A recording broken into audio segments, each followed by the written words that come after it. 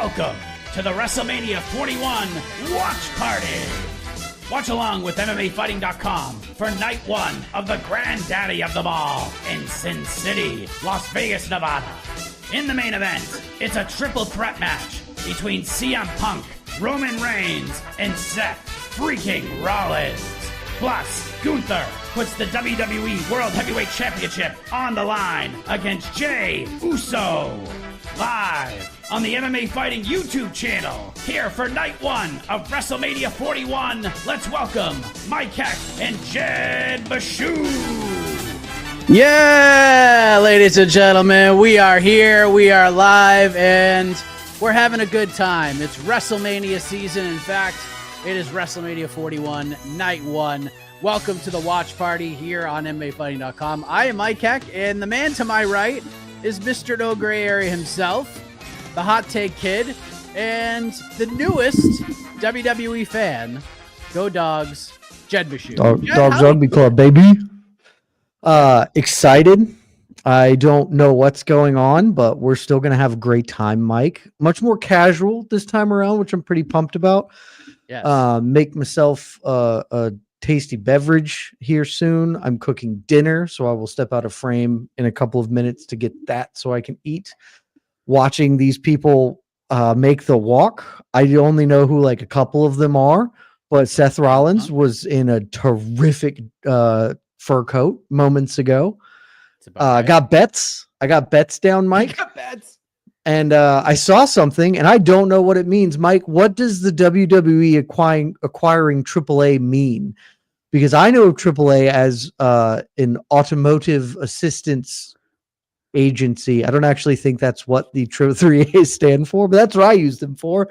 Is AAA, I'm going to assume, another wrestling organization? Yes, it is a very big organization. It's like the WWE of Mexico, essentially. So they acquired. What are the WWE are the 3A stand for? I have no idea. I honestly don't. Wrestling AAA is probably like the third things that comes to mind. The first thing is the minor league AAA baseball league. So yeah. By the way, this is unlike the UFC, Jed, because normally it's like we build up, we have prelims, we build our way up to the big fights and the championship matches. Not today, Jed. We're getting a world title match right out the gate. First match of the night is going to be Gunther versus Jey Uso. So, I thought that was the last match of the night. Oh no, we're going first. We're going right out the gate with those two guys. So literally all the things I know about tonight were either told to me by someone on staff within the last like 24 to 48 hours, or when I was trying, I was like, I should put some bets down because why not? It doesn't matter that I don't know these people or the storylines or whatever. And so I did. It took me a while to find them, and then in finding them, I like referenced websites like to even know what the matches were tonight versus tomorrow. I had to go to somewhere else. I think I went to WrestleZone, and their ordering had the Gunther Jey Uso fight as the top one. So. And I know who Jey Uso is because I watched I watched him do that thing that one time on Royal Rumble. That's right. That's the name of it. And I know who Gunther is because Casey loves him. But like, I don't know anything about them other than Gunther's a big German dude. So it's quite funny that his name is Gunther. And so I put $5 on Gunther because of that. Oh, what kind of odds did you get on that? Oh, he's obviously going to lose based on the odds, which have Jey Uso at like minus 1,500. And Gunther was like plus 700 or something silly. I assumed I was going to lose, but my plan of action for the gambling was I just picked the people who I either did know because, whatever, knew and liked, because they're like a couple who I know and don't have any ambivalent towards. Or I picked the people who I thought had the better names. And Gunther is, I think, a much better name than Jey Uso. Yes, Gunther is awesome. He's going to chop the shit out of Jey Uso tonight. And it's going to be real loud. And it's going to make you cringe a little bit because they don't mess around with that. That ain't fake. So, but Gunther winning would be an incredible bet because no one sees it coming. And WWE has been known to swerve the folks. That's a wrestling term that you should probably write that one down. Swerve. I know that one. Swerve might get that. So Yeah, but we're getting Gunther, Jey Uso right out the gate, and honestly, Jey Uso is going to win the belt tonight. So again, I'm coming at this entirely from a know nothing perspective. The odds are so wonky that if that feels possible to me, just because like minus 1500 versus plus 600 is such a disparity that it's like, hey, really don't bet on Jey Uso, but also don't bet on Gunther because so like it feels like they could swerve, and that's why the Gunther odds are only plus 600 compared. But I don't know the storyline going into this match. I know that one is a big German dude who wrestles in a Speedo, and Jey Uso is that guy who won the Royal Rumble. And apparently, according to the esteemed Jose Youngs, who I believe will be joining you for tomorrow's WrestleMania watch party, Jey Uso is like super over with the kids. The Instagram, the social media, and the kids love Jey Uso. So I'm gonna guess he wins.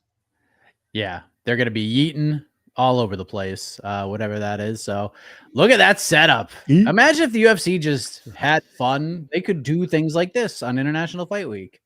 Look, I'm not here to yuck anybody's yum, and I will not be like bagging on pro wrestling tonight. It's not why I came to this. It is not my bag. Every time I've tried to watch it, there are parts of it that are interesting or appealing, but like the broad spectrum is just not really for me. The thing that they do so well, and even watching some of this like pre-show or just having it on the background, like how big this event feels. Like no doubt about it, I would go to a WrestleMania because like it is just big. Seeing the posters of Gunther and Jey Uso and Roman Reigns on the side of the Allegiant Stadium, like this just feels like there's never been a UFC event that has felt as big, as hype as this is. And so I'm here for the spectacle. Let's have some fun. Yes. Triple H in the ring, about to welcome everybody, I would assume. It is super loud in there. There's a shit ton of people in that stadium. So there's rumor that Donald Trump is going to be at WrestleMania 41. Do you think tonight or tomorrow night? I mean, if I'm Trump, I'm going to both, you know? I mean, I guess, but also, don't you have a country to be in charge of? It feels like we're doing this because we didn't have nothing else to do. Like, why not? I don't have a country to preside over. But whatever makes them happy, I guess. The granddaddy of them all. I think that's the Rose Bowl. They stole it. Oh, did they? They stole it from WrestleMania. Look at that setup, dude. That entrance. I love like the seats right near the entrance. That's pretty badass. Dude, the stadium show was just such a banger. Like, why would the UFC not do a stadium show? It's such a banger. By now, especially at a place where the roof closes. It's not like, I understand the fears of, hey, we can't do it at Fenway Park because it might rain. I get that because you can't close Fenway Park, but you can close this place. You can open or close it. Salvatore Ganacci. Ilya Taporia claiming that the stadium in Spain is the only stadium in the world that closes the roof was one of the greatest things he said on the Joe Rogan Experience. It's an incredible bit. It's obviously not true. In the world. Is this person a wrestler? Why does he have a belt? That is Salvatore Ganacci, Fatal Fury City of the Wolves fighter, artist and record producer. All right, so I guess it's a party right out the gate. We're not messing around here. Oh, and here comes Jey Uso with some yeet flags. Here's the other thing that I genuinely believe the UFC should do this. They should, it's so powerful. Like, it is such a good way for fans to gravitate to fighters, to have favorites, to really build stars, to do this sort of thing. Because yes, WWE, they wrestle twice a week or some absurd amount. They're on your TVs every week. And so that helps. But also they just get these elaborate entrances that are the same every time. And that sort of repetition just drills into your head. And so even me who watches 2 wrestling events a year or whatever, there's some of this stuff I will know because I'll be like, oh yeah, Rey Mysterio swings through the ropes. Like, I know that Rey Mysterio does that, and that's cool or whatever. The UFC you can't do that in fights, like, because they are not scripted, but they should really, really allow fighters to, one, not wear uniforms, and two, like, have more elaborate entrances, especially when you get up the ladder, right? If you don't want to let every Tom, Dick, and Harry do it, fine. You're talking about ranked guys with 10 plus UFC fights. Let them get something a little bit special going so the fans can really, get behind them in a meaningful way. Benjamin, I'm sorry. Sorry, we like to have a little fun. We don't take life too seriously. I don't know what to tell you, pal. Ben, it's okay. We're gonna watch anyways, and you know what? You came in here. We didn't come to you. You came to us to leave that comment. So you're apparently interested in this just as much as we are. I'm disappointed by your negativity, Ben, because this isn't. There aren't fights to watch this weekend. Why not branch out? Why not experience something different? Maybe this turns me into a wrestling fan. It's not going to, but you never know. Yeah.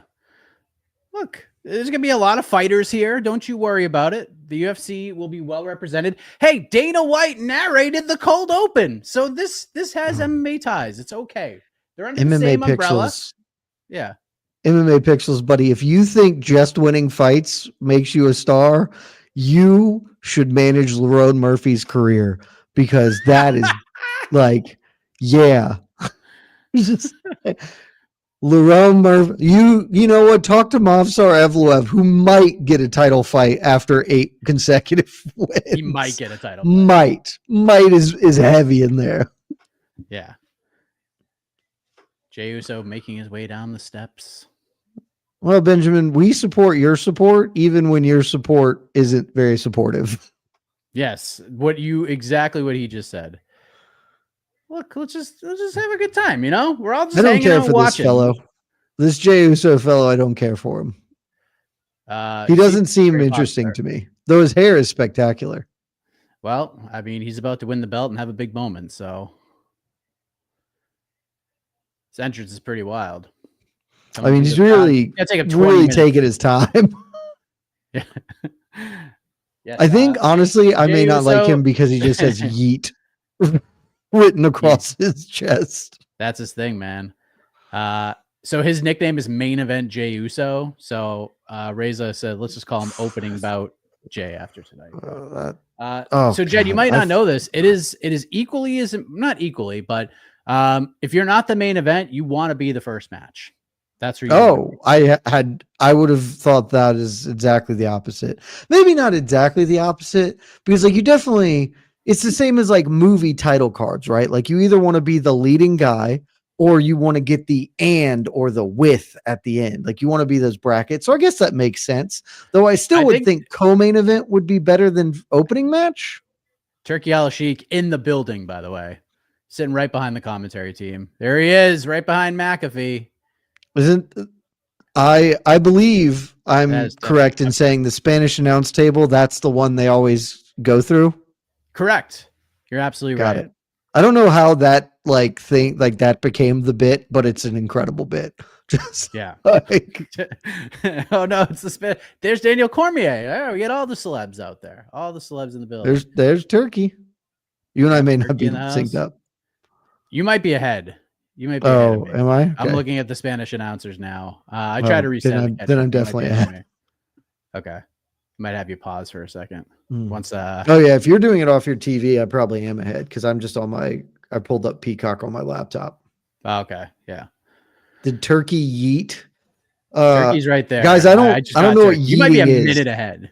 I was under the impression that yeeting was like throwing somebody, like you yeet them out of the ring or whatever.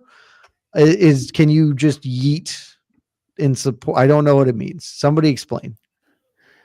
It's just a thing. I don't know what it means. I'm too old for this shit. But you have a child. You have a child who's like right in the age to know what yeet means. You don't yeet. He plays golf. We played 18 holes today.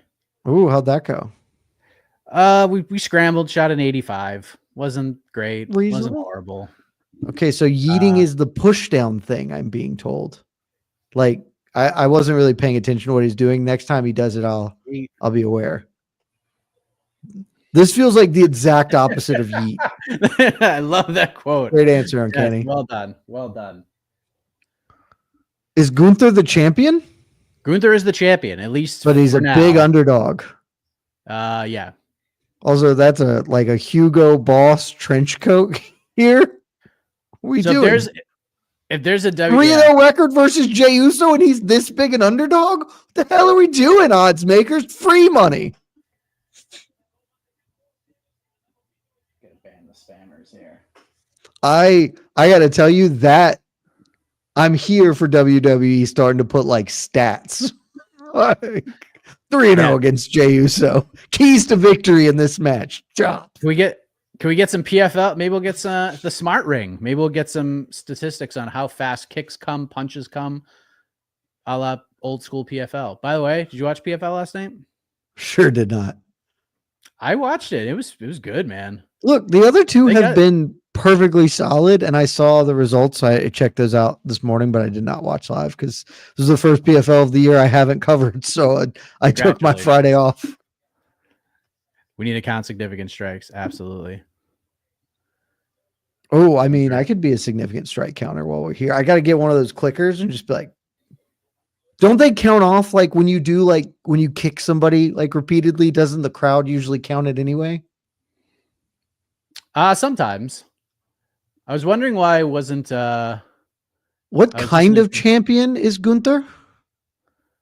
A very good one. A dominant. No, but like, what is the belt? Does they have different names for their belts? Yeah, so there's like two of everything. So there's two world. Yeah, just for the two brands, the SmackDown and the Raw. Yeah, so or Gunther is it still called the Raw? World. Yeah, Gunther still is the world heavyweight champion. Which brand is that? This is Raw, and then Cody Rhodes is the undisputed world heavyweight champion. Which, if there's two titles, it's kind of disputed, but just want to throw that out there. Yeah, but he's the other for the other promotion functionally or whatever. I thought the belts look different. They do look. They have changed them. Well, I thought they're like big and white-ish with like the WWE logo, not that belt that Gunther has. That looks like a classic pro wrestling. That looks like the belt of my youth. Uso hasn't even taken the shades off yet. By the way, you're going to hear one belt matters more. Which matters more, Uncanny? Which belt matters? I bet it's not Gunther's. It's got to be Cody Rhodes' belt. Correct. It's the one that's closing the show. What's funny is that winning the Royal Rumble gets you a title fight and the main event of WrestleMania, and Jey Uso didn't get the main event of WrestleMania. His opening fight, Jey Uso. That's what he is. Look, I think that is a good looking championship belt, though. It's very simple. It's very simple. Very, very simple, very classic. Yeah. Maybe like a little gauche with the WWE in the center of it, but not too bad. There it is. Hoisted above the head. I'm a huge fan of this Gunther fellow already because he just looks like a big dude. Where are you at in the broadcast? They're talking to each other and not the bell has rung. Okay, you want me to pause it? Rung? Yeah, pause it. Okay. So they're going to talk to each other? I'm looking at Gunther's big German face with WrestleMania right over top of his head. Okay. There's some talking.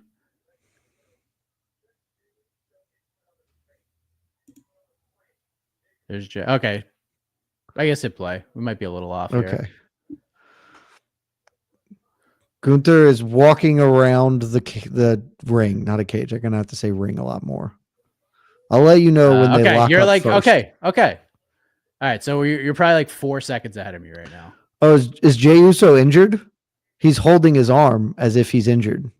I think it's a storyline coming in thing. I mean, he's got a sleeve on the right elbow. He sure does. Something to keep an eye on, Jed. They've locked up now. Okay, I'm not there yet. Pause it. Okay. There's the lockup. All right, hit play. All right, we should be locked. I think we're close enough. They're locked Gunther's in the got corner Jay- for me. Oh, they're scrambling very, very up against the fence. Will Gunther clean break? I feel like Gunther should have No. a big advantage in the clinches. He is much bigger. Oh, He's a much taller and physically larger person.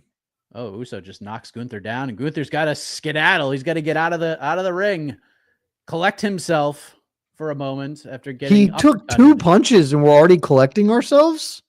Yeah. Jey Uso took off his sleeve. I thought he was going to switch arms for a second, which would have been terrific. That would have been a great gimmick. Actually, it's my left elbow that's hurt. Aha! Nice try. Gunther getting back into the ring. Look at that! Look at that ring just filled with sponsors. Look, man, Gunther is that is the wrestling I know. Just like, clearly, he goes to the gym, but not particularly like fit or jacked, but just a large dude with some huge boots and the Speedo. Like this classic wrestler right here. So he used to be like way heavier.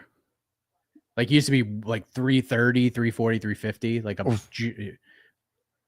there's the shoulder block. Oh, he misses the elbow. The quickness of Jey Uso.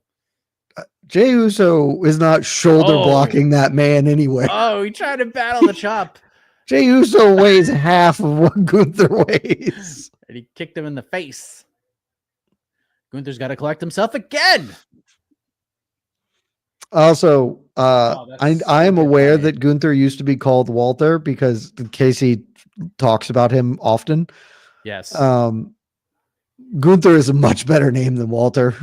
I'm sorry. Yeah. It's a much better name. Jey Uso felt that chop. Tried to battle through it.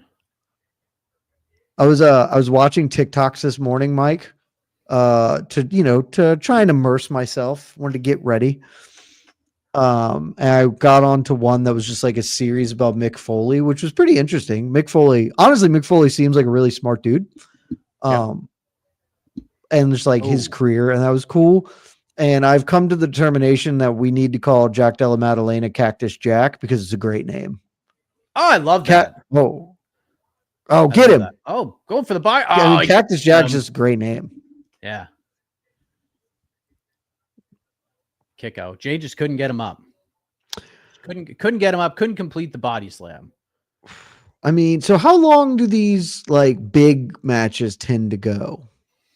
Ooh, I would say that 15, didn't look 20 fun. minutes. Okay. I mean, that's a lot of physical work in there. God damn. It is. It definitely is. Yeah, this match will probably go like 20 minutes. Gunther, Irish whip. Gunther. Jay ducks the clothesline. Now he's going for the slam again. Can he get him this time? He sure can. He's holding maybe another injury. Gazer just jumped into him with his ass. I kicked him in the head. Second turnbuckle. Jumped and turned his butt into him. off. Just chopped him right off the top turnbuckle onto the floor. Yeah, you should just be exclusively chopping dudes, Gunther. The rest of your game, it's not the best that you do.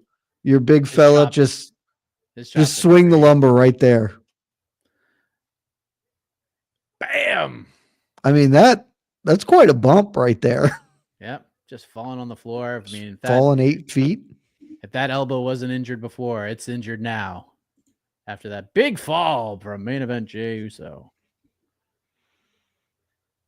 And we're stomping a mud hole and walking it dry, folks. Ooh. That's a fun uppercut. The European with the uppercut. Forearm. Bah. I think you're like 2 seconds ahead of me now. Mukaka Menso, no. We would like to not get sued, so thank you. It's a watch along. We watch it I together. personally don't want to be sued. No, not by WWE. And TKO would love that. Oh, more chops. Yep. See, we have very smart. Josh, you're going in timeout because you're being real weird, man. Josh? Yeah. Yeah. I don't think I've gotten that one yet. Oh no, I've hidden multiple messages because they've been real weird. Oh, okay. So I'll wait for it to come up because then I can. Oh, you have the power to do the same. I do. I have the power. I gave myself the power last week because I was tired of having to be like, Casey, get rid of this person or whatever. Oh, a spear. Woo! 2. Did he do it? No. Gunther digs deep and kicks out at 2.5. Both guys are down. Spears seem really hard to pull off. Like, I know they must not be because everyone does it, but the timing there feels to like not just shove your shoulder into somebody's gut. Yeah. Which wouldn't be comfortable, but. Ooh, so it's some right hands. We get to ban this person. Bye-bye. Ooh. Gunther get back into control. He's going for Iron Uso carry. reverses into a Samoan drop. All right. Some very colorful people in the crowd. Are those seats like right in the premium spot, right next to the down hard front? cam? In the thousands. I mean, I had assumed, right?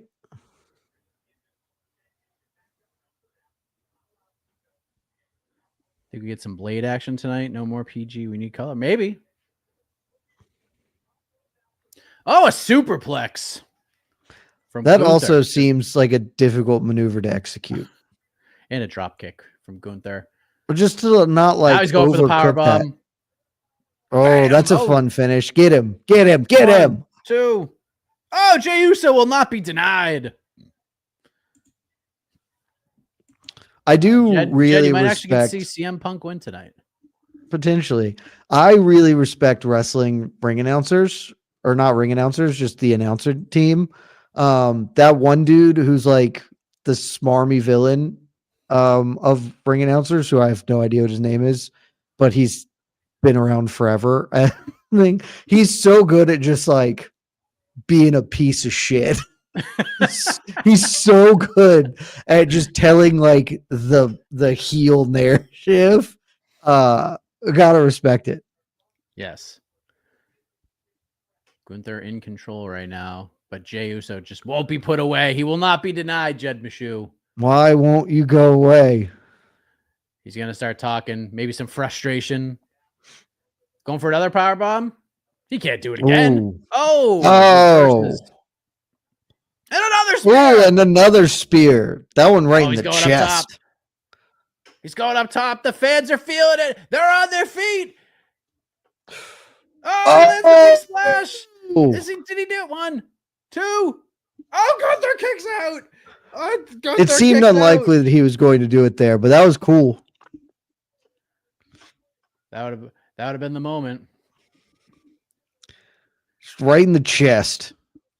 And there's the big splash. Look at the airtime. Also, huge fan of WWE replay, where it's slow-mo for the parts that don't matter, and then as soon as it's the contact, they speed it up so you don't see that it's a bump or whatever. I love that. Oh, he's getting the belt. Foreign object, Mike. A foreign object. Is he leaving? Is he trying to walk away? Are you allowed to do that? So don't you get counted out and lose? But you don't lose the belt. Titles only change on pinfall or submission, Jed. Dude, I would be the best wrestling heel because I would cheat. The foreign object. I would cheat so much. Oh, Jed, you might cash this bet. It'll be incredible. Let's go, Gunther. That's a big man moving. 1, 2. Come on. Oh, no. I wanted to win $30. Oh, 12-6 elbows, Jed. 12-6 elbows. They're legal now. Well, not actually. His ass is on the floor, so not. He's got the rear naked choke on, Jed. Ooh, buddy, you got to get that other arm behind the head. Having the arm across the forehead actually does nothing. You want to get it behind the head, locked in. That man is wrestling in grills. Good for him. Oh, he's out. He's safe. Gunther's readjusted. Oh, boy. Still, you got to go palm to palm, Gunther. Palm to palm, Gunther. Oh, if he gets to the rope, can he get to the rope? Oh, Gunther. Oh, that's right. Back. What a maneuver. What a maneuver. The ring general indeed. But, Oh, but here's Jey Uso's the in a issue, better Gunther. position. You're not controlling the hips. Oh, bulldog choke. Bulldog joke. Nope. Now he just Nope. has nothing. Jay is out. He got the got rope. his foot on the rope. Benjamin Wallace asks, is cheating more tolerated in WWE or UFC in 2025? Well, there's no such thing as cheating in the UFC. I can't speak to WWE. That's true. Homework says UFC, I see more cheating. But again, it's not cheating if it's not called. It's not. I just like if you can't lose the belt unless you're pinned, I would leave every match. Like, the match has started. I'm rolling out and walking away. It would be the greatest heel gimmick of all time. Over under 3.5 UFC fighters, past or present, shown on this broadcast tonight. On this broadcast? Yep. Over. So we know Daniel Cormier's there. But I mean, not just like, we see him in the crowd, but they actually like show them lower third, all that. Well, we also know that CM Punk is competing tonight. So that's one. Daniel Cormier. Outside of CM Punk. I'll still go under. I don't know what famous UFC fighters are there anymore. Like, well, just do they care? Like they've shown Bilal Muhammad at UFC events. Oh, have they? Yeah, well, there's the I champ. didn't think Bilal would get up to that, but okay. Tommy Aspinall has been shown on camera at WWE events. So. I'll go under anyway. I think we'll get a DC under. show. I think we'll get. I just don't know who else is there. I think we'll get 3. Oh, crowd is live for Gunther talking to him. They're on fire. Gunther is toying with the man right now. They don't like that's a disrespectful kick to the face. It's just like it's like he's got dog shit on the bottom of his shoe and he's scraping it off using Jey Uso's head. The Jeff sucks. They just headbutted him in the chest. He Zinedine Zidaned him. Oh, forearms. Crowd yeeting with every strike. Short clothesline. Jay's okay. He's got the second wind. They're just clotheslining each other. And no one's... he slapped him in the face. Slapped him. He just slapped his ass in the face. And a big clothesline by Jay. Upper hand. Who's the guy who used to win matches just with a huge clothesline? Because that shit rules. Oh, Bradshaw. The sure. From hell. Who he like threw it like it was a fucking overhand right. Yeah. Just the deepest reach back and just killed people. Do that. Again. Uso reverses. Belly to back suplex. Wow, the chat was immediately on the JBL call. Let's go. Jed, you would have liked him on commentary, says consistent. So I definitely heard him at some point on commentary because like I have watched wrestling in my life, just not I never followed it, but I don't know. A bunch of my friends used to watch it. I've watched a number of WrestleManias, and th're always interesting. We used to do a WrestleMania pool, which I was really bad at because I didn't know anything. Are we getting another powerbomb here? He's going for it. There's no power bombs are dope. That was slick. He's gonna revert. He's gonna powerbomb him. Wow, just strength. Gunther was not able to do the same cool flip out of the power bomb that Jey Uso was. He sure didn't. Is that how does Jey Uso finish fights? How does he Kenny Florian? Usually it's that big splat, like a spear in the splash, but okay. Could be there's the big crescent kick, some sweet chin music, and a spear. He's going up top, Jed. He's going up top, Jed. Isn't the spear like a finisher? How does he hit like 7 of them? Uso going for the big up top. Get up your knees. He lands it. No, you just helped him land by crossing your arms. For another one. He's going. Bring up your knees. Bring up your knees. Knees to chest. It's a second one. Is he going for a third, Jed? He's going for a third. He's going for a third. He wants to make sure he's down to the back. Away. Wow, that really does not seem comfortable. There's 3. There's no way he can kick out of My this guy's one. done. Uso not going for the cover here. This could cost him, Jed. This has got to feel Guys, good for your bet. I don't know about wrestling, but I agree his spear does not look particularly strong. Oh, no, he's got the rear All naked of his choke. executions have not seemed like Oh, no way. tight. If he finishes him with the sleeper. He tapped. Bro, he Jed. tapped. He taps to the rear naked Gunther, you choke. didn't even fight for my money, dude. What are we talking about? I'm going to tweet at Gunther that I lost money betting on him today. Wow. That's got to be crazy, right? Like that. Surely they don't. I don't think He wasn't going to tap out. That doesn't feel right. I wonder what Jey Uso by submission would have been with the odds, Jed.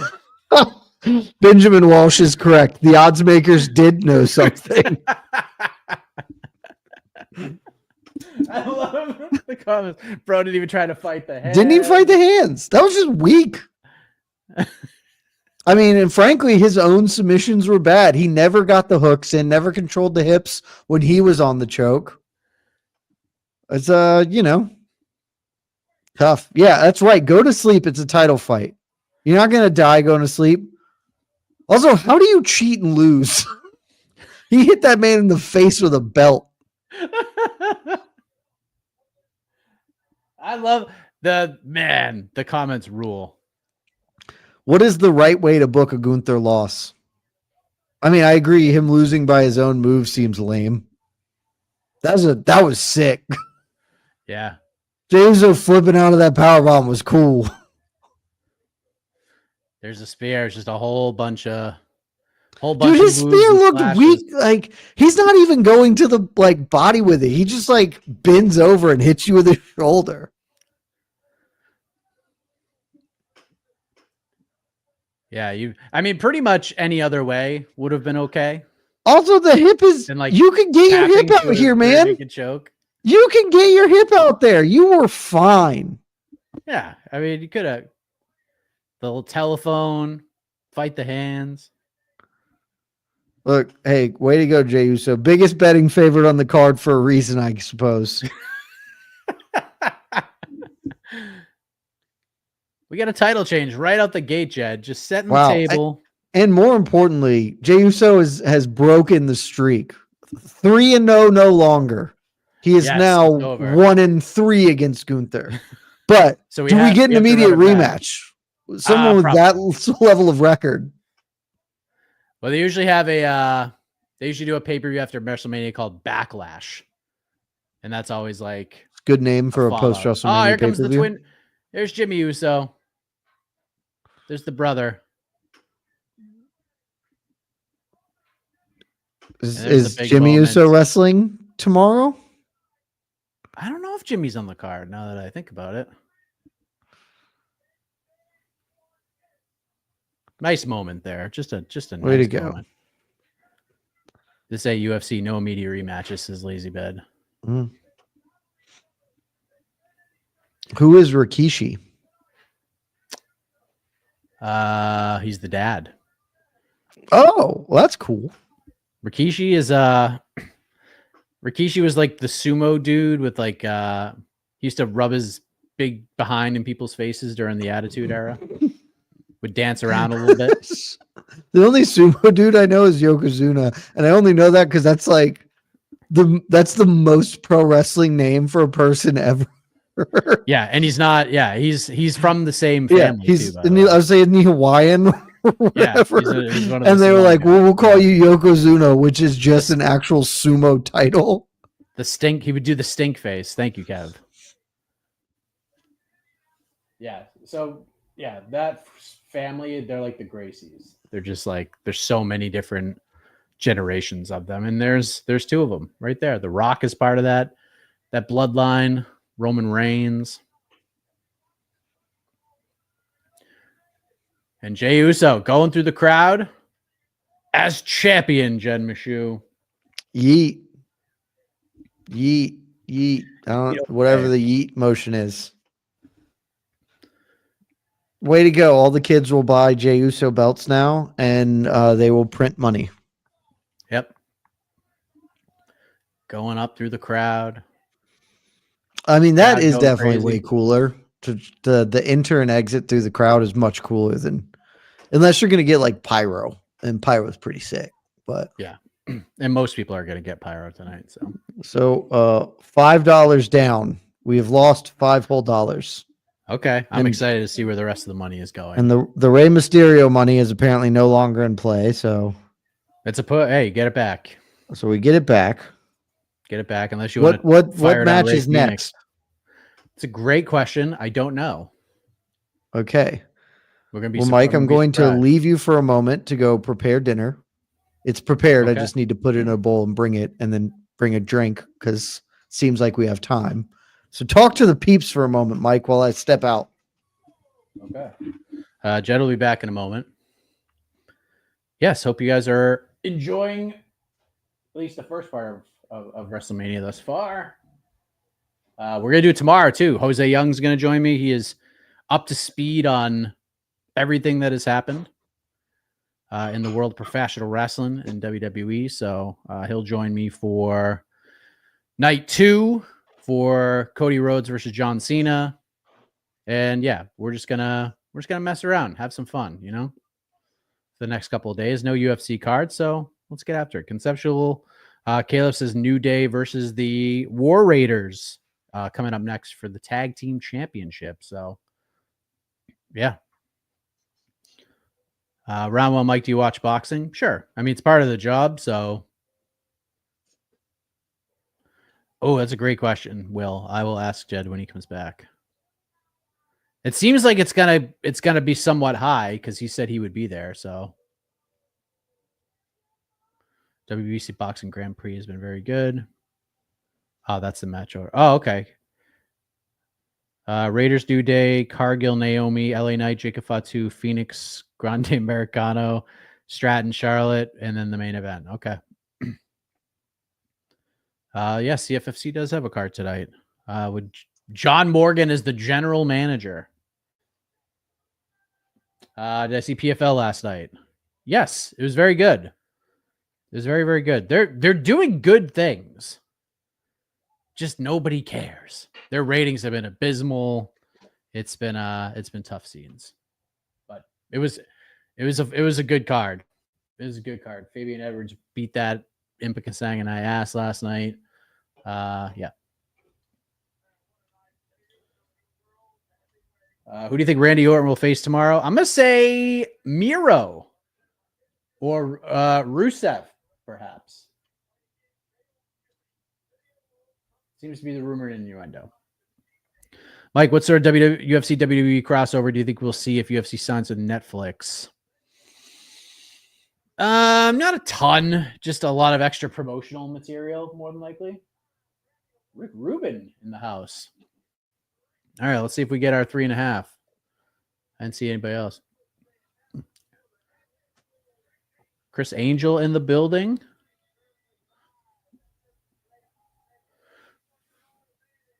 What else we got? Any UFC fighters? George Kittle in the building. Oh, he's going to hammer it. He's going. He's chugging the whole thing. He's chugging the whole beer. He's going. Oh, he's spilling. But still very good. Still very good. A WrestleMania beer chug from George Kittle. All right, that's the first celeb hit. Mike, how do you think TKO boxing is going to be like? I think it's going to be like the WBC tournament, nobodies, but exciting fights. It's hard to tell, man. I honestly don't know. I'm back. I heard you talking. I forgot all the things. We have tag team championship matchup next, Jed. That's right, and I do know who the New Day is because they have a guy who plays trombone, and that's pretty fun. I support that. They're heels now. They're more dark, not as entertaining anymore. What's the Meshew? Someone asked what the Meshulin scale is for WrestleMania. Oh, dude, I mean, it's got to be like a 3-star event, right? Even because, again, I know very, very little. I won't say I know nothing. At this point, I've learned enough to know more than somebody who knows nothing. But, like, it just seems like an awesome thing to go to. Like, I feel the same way about NASCAR. I tried really hard to get into NASCAR a couple of years ago during COVID. Because, like, I really like F1. Like I'm a huge Formula One fan, and NASCAR is like similar, obviously. And I just couldn't do it. Like doesn't appeal to me. Same token. I don't live that far from Talladega, and 100% I'm gonna go to a Talladega one time just because like it's an awesome experience. There's no way I wouldn't have fun at WrestleMania, even if I don't care to, about what's going on. The spectacle is enormous. Yeah.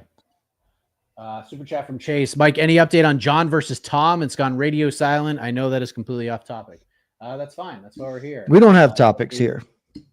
Yeah, there is no topic. I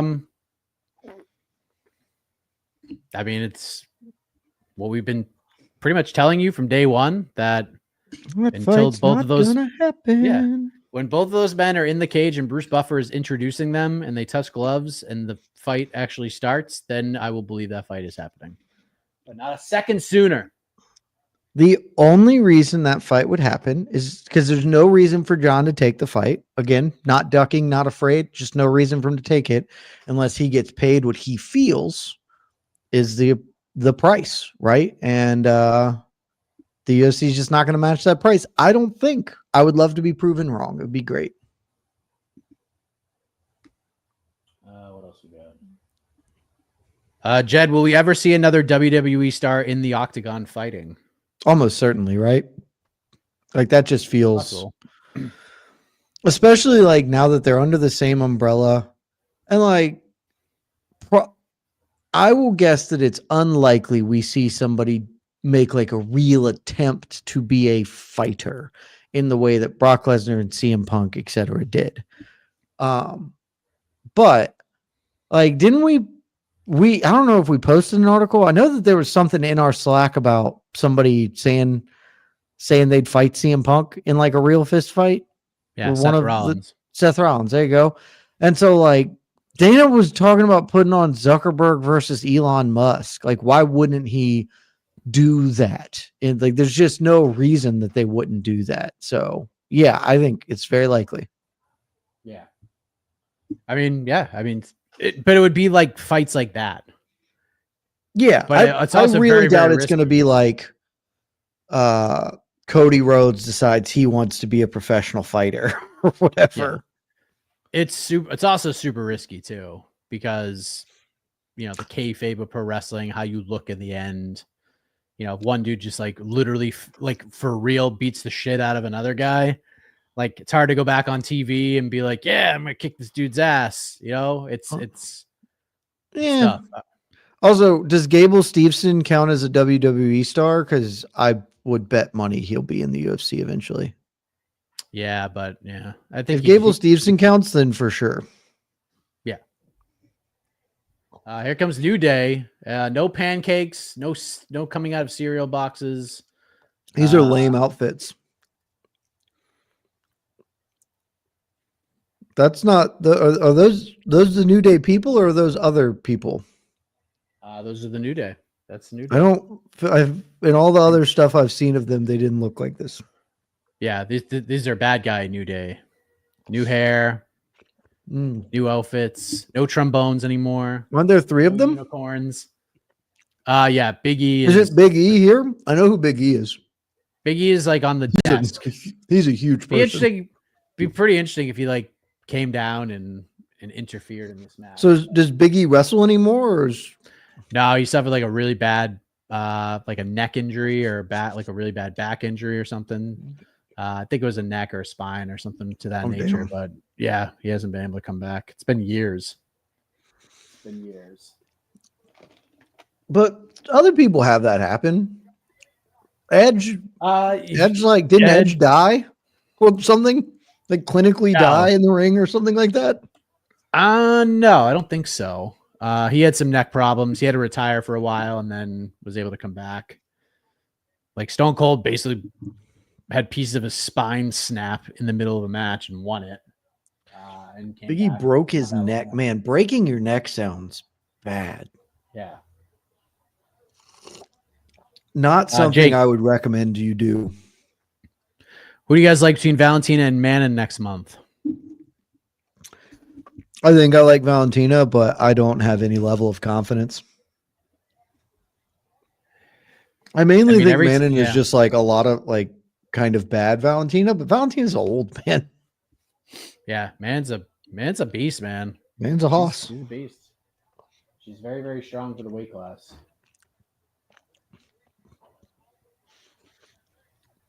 Braun Breaker could Biggie probably jumped transition over the MMA. rope of the ring onto the ground with his head. That's a bad plan. Oh, there's George Kittle Yep, he chugged rocking a beer earlier. Yeet shirt. Yep.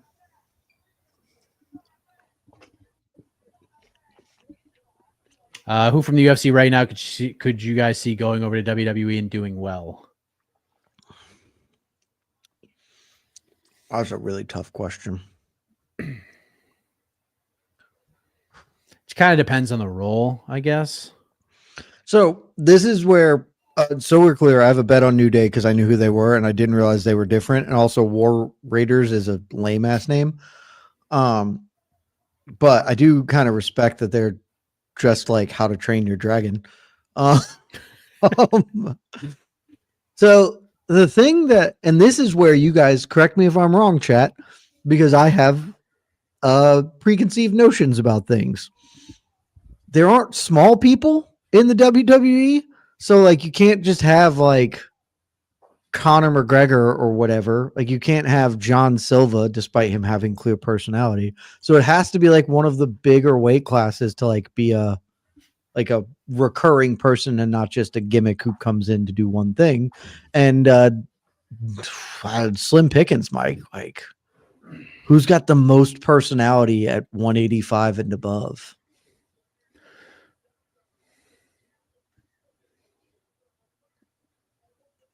It's a great question.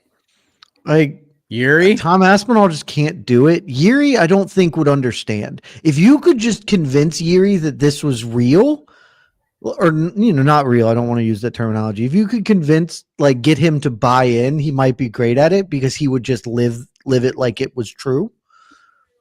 But it's just like Poetan has aura, but like, does that really work over a long time? I guess if you gave him a mouthpiece, Poetan could work. Drinkus would actually be pretty good. Drinkus would not be bad because he can cut a promo. He could talk. Let me pull up Colby. No, I don't think Colby would be absolute trash.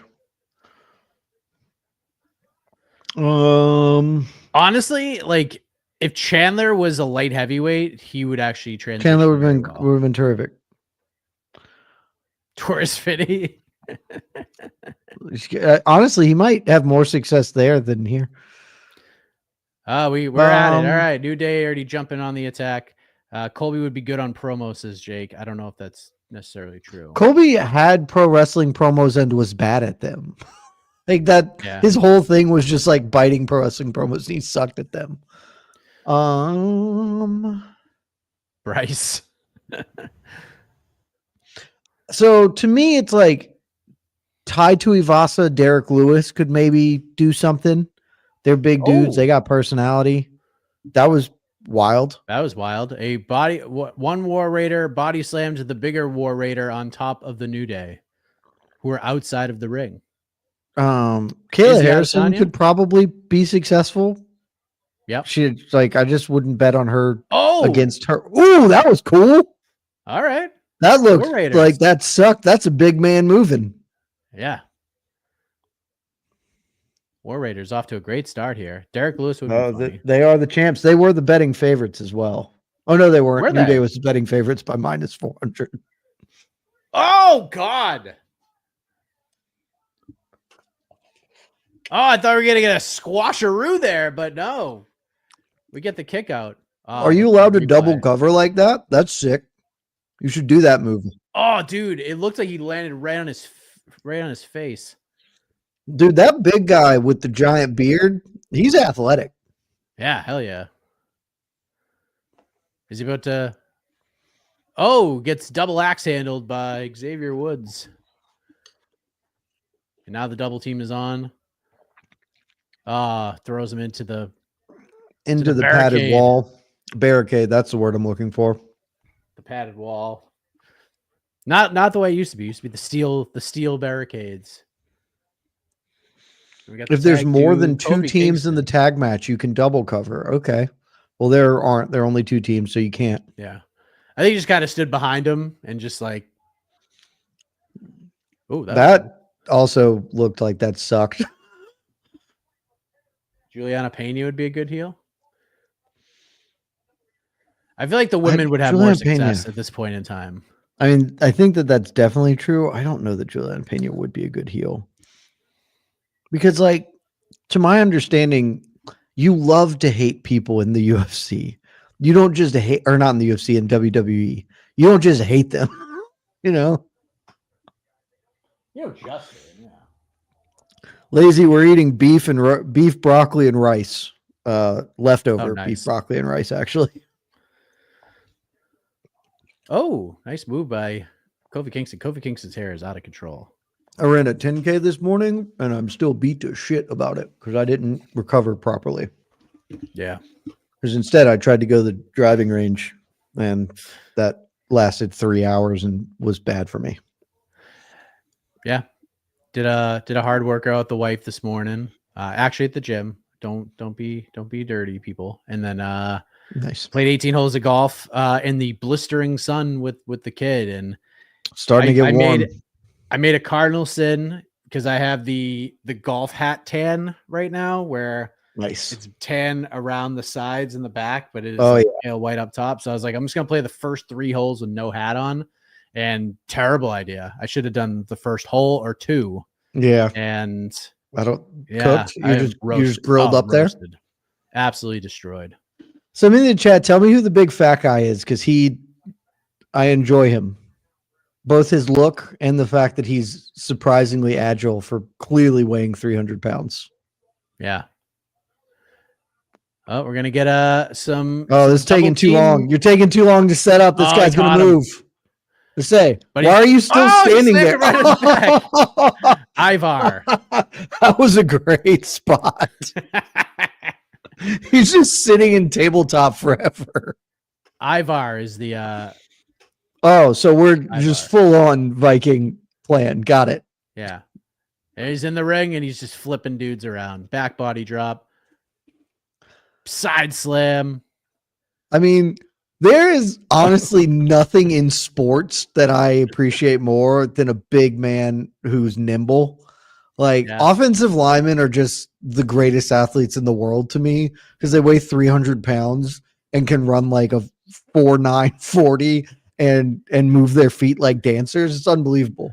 Yeah. Ivar is a large man. And that's a large beard too. Trying to get the war chant going.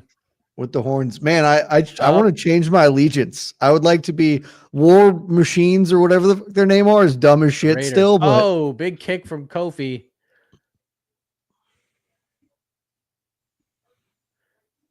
We got the double team going on. Referee allowing it. Must be UFC referees. It is Las Vegas after all. Ivar. What is this? Look at that shit, man. Look at that dude. The backhand spring. He's the greatest professional wrestler alive. Look at that man. I don't even know what you call that, but he just did a handstand, kicked off the ropes, and then flipped into those two dudes. The greatest wrestler alive. Is he going to do a backflip? He's going to do. Dude, I weigh 150 pounds less than that guy, and I can't fucking do that shit. And I'm marginally athletic.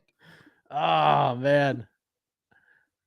I thought he was going to do the backflip. I want to see him do a backflip. That's the coolest thing I've ever seen. That was awesome. The freaking backhand spring. Dude, how many fucking 400-pound dudes can do a backhand spring? That is sick. Oh, saves his partner. Oh, full Nelson. Oh, Kofi. No, look, nice we really got to change their name because War Raiders is just awful. That is also cool. Oh, Ivar. The tornado kick. Legal man, though. Ivar's legal man. Just chucks him into the corner. I don't know that I'll ever. That was way too fancy. That was too clever by half. Oh, Ivar. Oh! So I do know who Kofi Kingston is, and I respect Kofi Kingston a lot. Oh, he's going for it. Look at the big man go up. Dude, go out of the ring. Don't even go for the guy in the ring. Jump on the guy outside of the ring, big fella. Oh, Jesus. He almost broke his neck. I mean, that's it. Oh! Out of nowhere. Also, that was some big-time elevation from whoever the other guy is. Kofi, I think that was. No, I think Kofi's the guy who's dead in the middle. He almost breaks his neck here. Look, that man is athletic, but the laws of physics have limits, Ivar, and I don't think you can do that. Xavier Woods, that's his name. Oh, Xavier Dude. Woods, excuse me.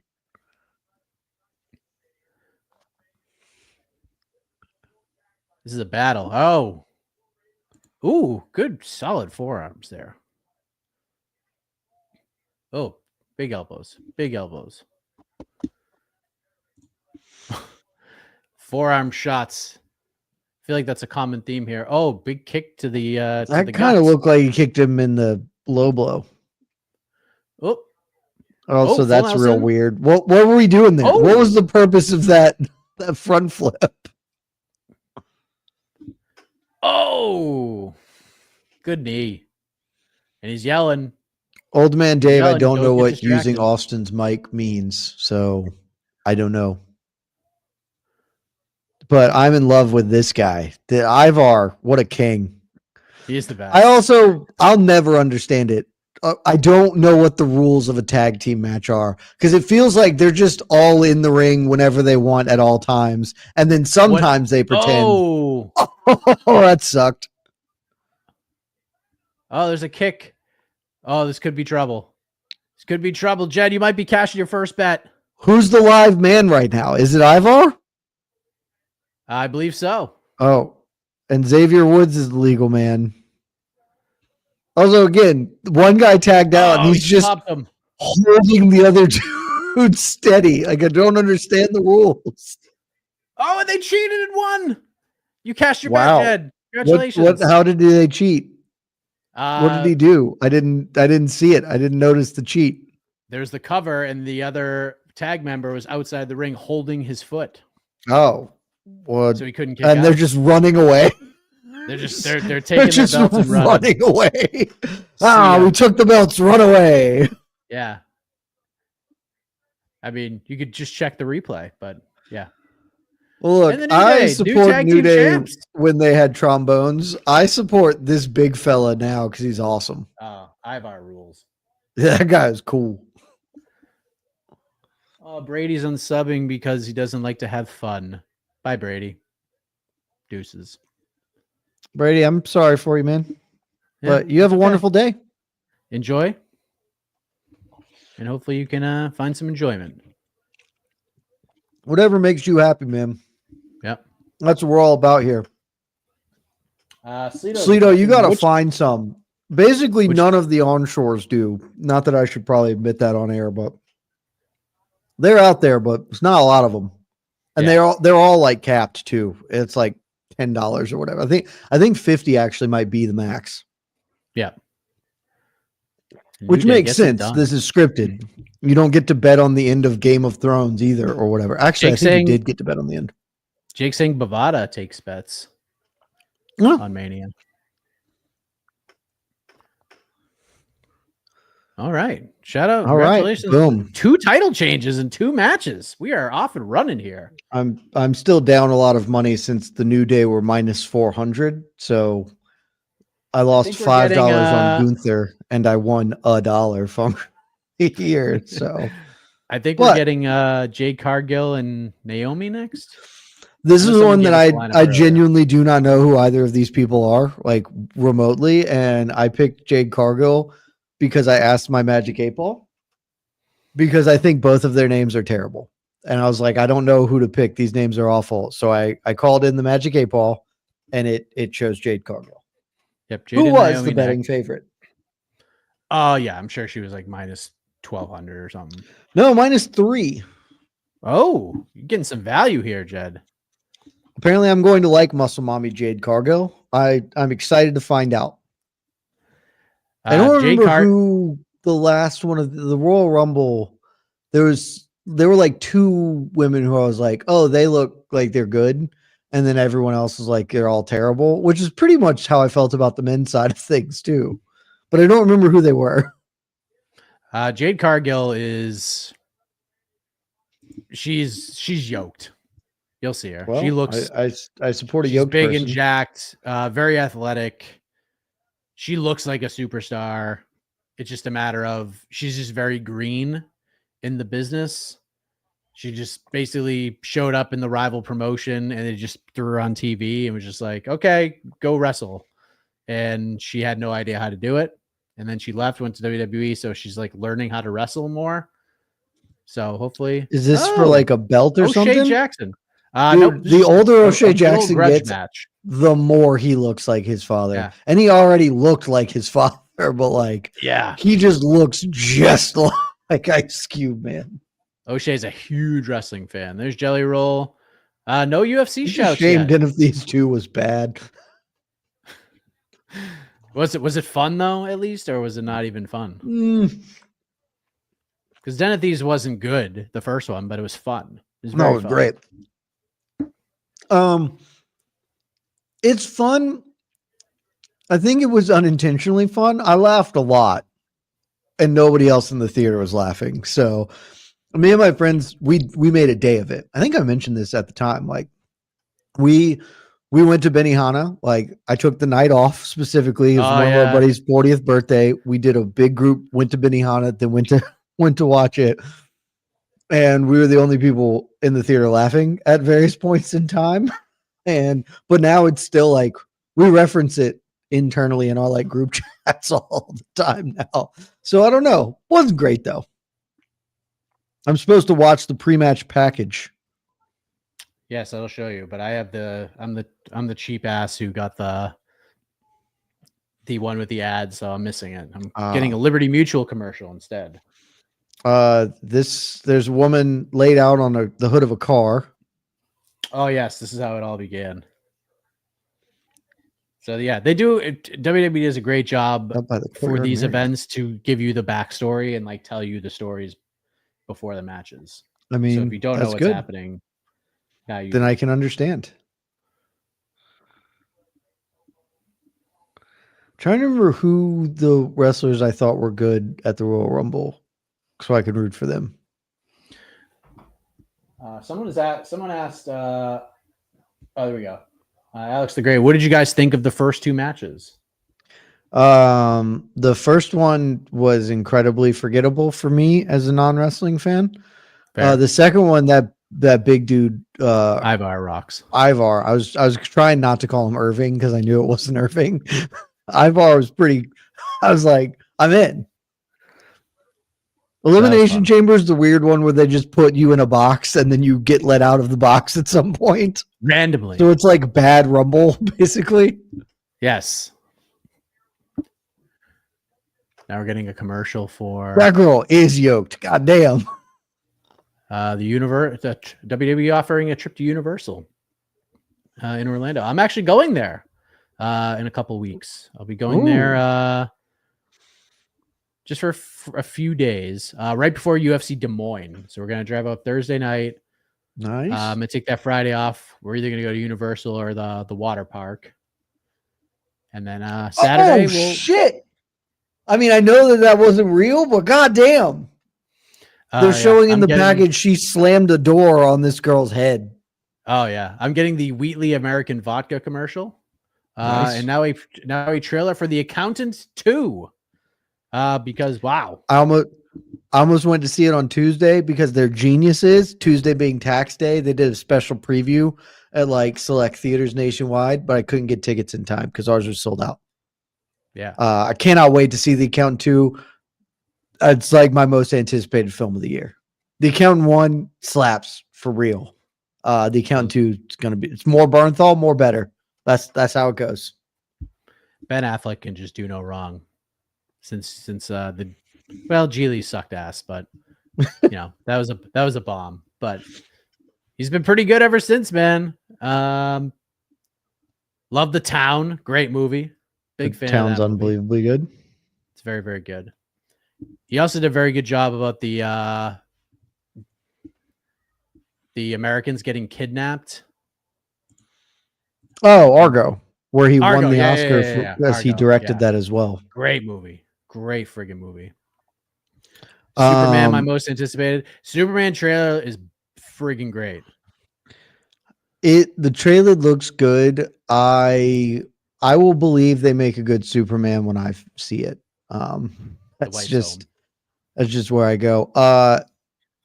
Beekeeper or Working Man, it's Beekeeper and it's not close. Working Man is like mid to bad Statham. It has some redeeming moments. No joke though. Spoiler alert, at no point in the film does he say, "I'm just a working man," which like obviously should happen. It should happen so much that me and a total stranger who were sitting next to each other, there is a very clear spot for it to happen. And we both are like ready for it and then say it with him, but then he doesn't say it. And we look at each other like, what the fuck?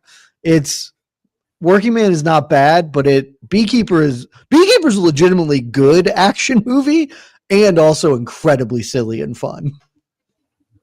Old Man Dave, can I get a picture of UFC Des Moines? I'm actually not going to UFC Des Moines. I'm going to Universal for a few days during that fight week. So I will actually be working. Like I'm taking Friday off to like do the Universal thing with the fam.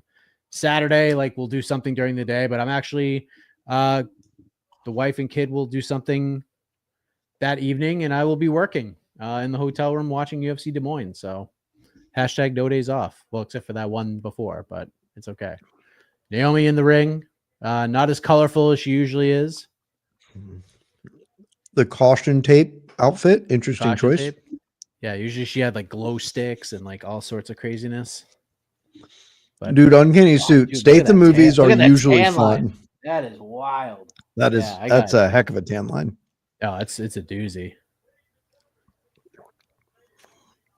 Hot and Spicy Firewalk, a proud sponsor of WrestleMania. Shout out. I'm Jake C. I think I saw 42 movies in theaters last year. Damn. I have an AMC membership. And there's literally an AMC a mile and a quarter from my house. Yeah, there's a Cinemark like right down the street. So we try to go as much as we can. I don't know if any of y'all know what Movie Pass is. I was an early adopter of Movie Pass a million years ago. I just really like seeing movies in theaters, and seeing like cinema is one of my favorite things. And so I try and see as many movies as I can. And we're talking about Allegiant Stadium and the weather, apparently. Jim Cantori from the Weather Channel is making an appearance. Is this part of the It sure is. Is this part of the Jade Cargill entrance? It has to be, because there's a tornado blowing. Yeah. Or lightning. My mother-in-law is like the biggest Jim Cantori fan. She friggin' loves him. Dude just gets into the belly of the beast for all these storms. You got to respect that. Old Man Dave, rarely is this the case, but it very, very true. And I said it from the moment I saw it too. Honor was the best movie I saw. I'm very happy it won the Oscar, because very rarely does the best movie win the Oscar. I think that it's one of the best movies I've seen in a couple of years. I'm excited to see Sinners, which is apparently unbelievable.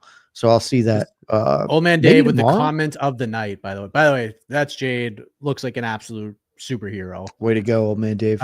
Old Man Dave, I told myself I'm not going to the movies at the theater again until Gator Quake finally releases. I mean, Gator Quake, one of the best things we've done. Seattle Ryan, Peacock. Download the Peacock application for your smart television, or watch it on your laptop or on your phone. Jake, I've never actually done that. And every week I think like I should go, but then I'll just go see something that I want to see instead, because like the mystery box could also be a shit bomb, but I should just do that.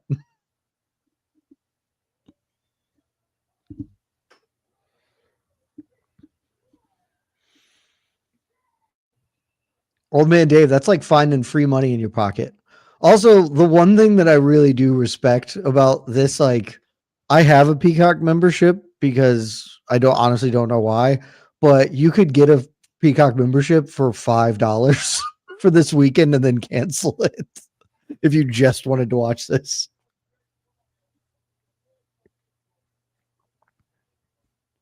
I'm trying to remember. So Jade Wolf Cargill, Blizzard's just too high level randomly. lazy. So Jade Cargill was on like AEW and just like randomly appeared and did this promo with Cody Rhodes, and Cody's wife just comes out of nowhere and just says, "Who said this is open mic night, bitch?" Like it was just one of the best things ever. AEW has come through with some of just the best lines ever. I see how you can tell me that she's learning how to wrestle. Yeah, she's just. But I mean, this woman is an actual goddess. Yeah, dude, she's just a freak, physical specimen out there. But Naomi's an excellent, like, she's a vet. She's been around the block a few times, so she will like make her look as good as she possibly can in this match. The unfortunate thing is for these ladies is, they have to follow 2 title changes. This is kind of so they're not even fighting for a belt match. Blood and beer. I'm going to assume that comment is said tongue in cheek and is exceptional.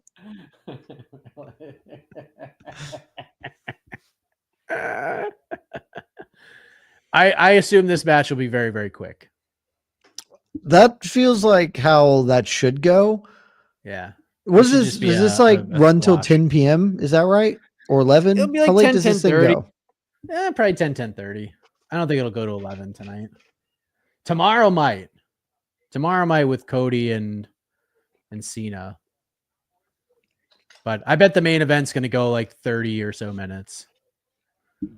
Oh, a rake to the eyes. The referee, I probably saw it, but again, we're in Las Vegas. No rules. The Athletic Commission is in full effect. Absolutely no rules. We don't need them. Oh, that didn't look fun.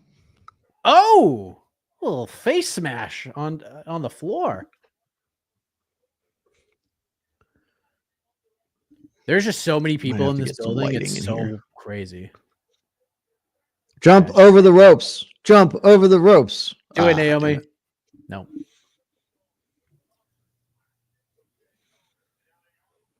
Oh, little drop kick to the leg. It does feel like WWE could have some better sponsors than Hot and Spicy Wok. Hey, take that money where it comes, Hot and so. Spicy Wok. Yo, Hot and Spicy Wok. You want to hop on the watch party train? Hit me up. Oh, we get the little somersault neck breaker. I'm told that Ronda was very good in WWE, at least for a time. She had like the best debut match probably ever in WWE. It was remarkable. Just comes in as the UFC fighter, and it was her and Kurt Angle against Triple H and Stephanie McMahon, and Ronda like knocked it out of the park. She's so good. Dude, but this would have been a good Mania to go to too in Vegas. So you could also just like bop around Vegas. That'd be fun. Yeah. Casey's there.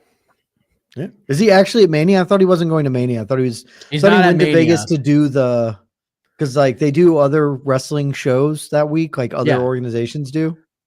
Yeah, because pro wrestling does, like, WrestleMania week is like, when I think of International Fight Week, the dream for International Fight Week is to do exactly what WWE does and what the pro wrestling world does. International Fight Week, UFC 317, whatever it's going to be, like that's the tent pole. That's the main event. But like LFA, Karate Combat, like every known or even to some extent unknown MMA promotion should all be doing a show in that area that week. Like that's how it should be. And that's Casey's sense. Yeah, Casey does, I'm not gonna say the hipster thing, but he went to like Josh Barnett's card. He got real mad when I called him a hipster. I mean, the shoe fits, bro. But we love it. Look, I didn't say in life, but in that particular instance, with the rankings, where you're like, Rafiq Musayev is 100% a top 15 lightweight. It's like, okay. Yeah, that was a time. That was a time. A lot of people, very fun to go, but very expensive WrestleMania. Yeah, I've been to It WrestleMania has one to be time. expensive. Yeah, I went to WrestleMania 14 in Boston, and it was awesome. It was fun. It was at the Ooh, TD she just Garden. kicked her right in the face. This is before we started doing big ass stadiums. But it was awesome. I got super lucky to get tickets to that because the tickets for WrestleMania that I went to, they sold out in 90 seconds. Not 90 minutes, 90 seconds. It sold out. And so that's I impressive. remember this is like when wow. Oh, a jackhammer. That might be it. I mean, Jed. that was pretty might be cool. it. Oh, she kicked That feels out. hard Damn. to do. That To was hold a pretty cool. human being up. Yeah. That was she's freaking strong, man.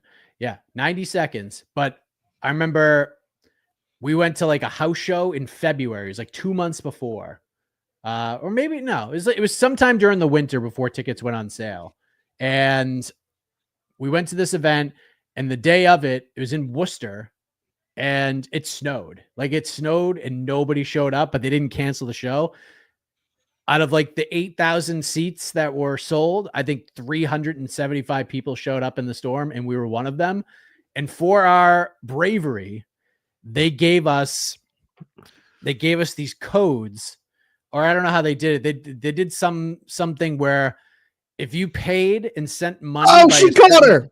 Oh, she caught her. You stupid woman. You just got caught and thrown. Oh, the Razor Ramon. Also the kip up. Slam. Yeah, there's the kip. But yeah, we ended up, because we went to that show, we ended up getting early tickets to Mania. So we got them before they actually went on sale. But our tickets we were literally the very last row in the building. We were in section 316, which is fucking hilarious. Love that. But we're in the very back row of section 316. So we got to watch Stone Cold win the belt. It was awesome.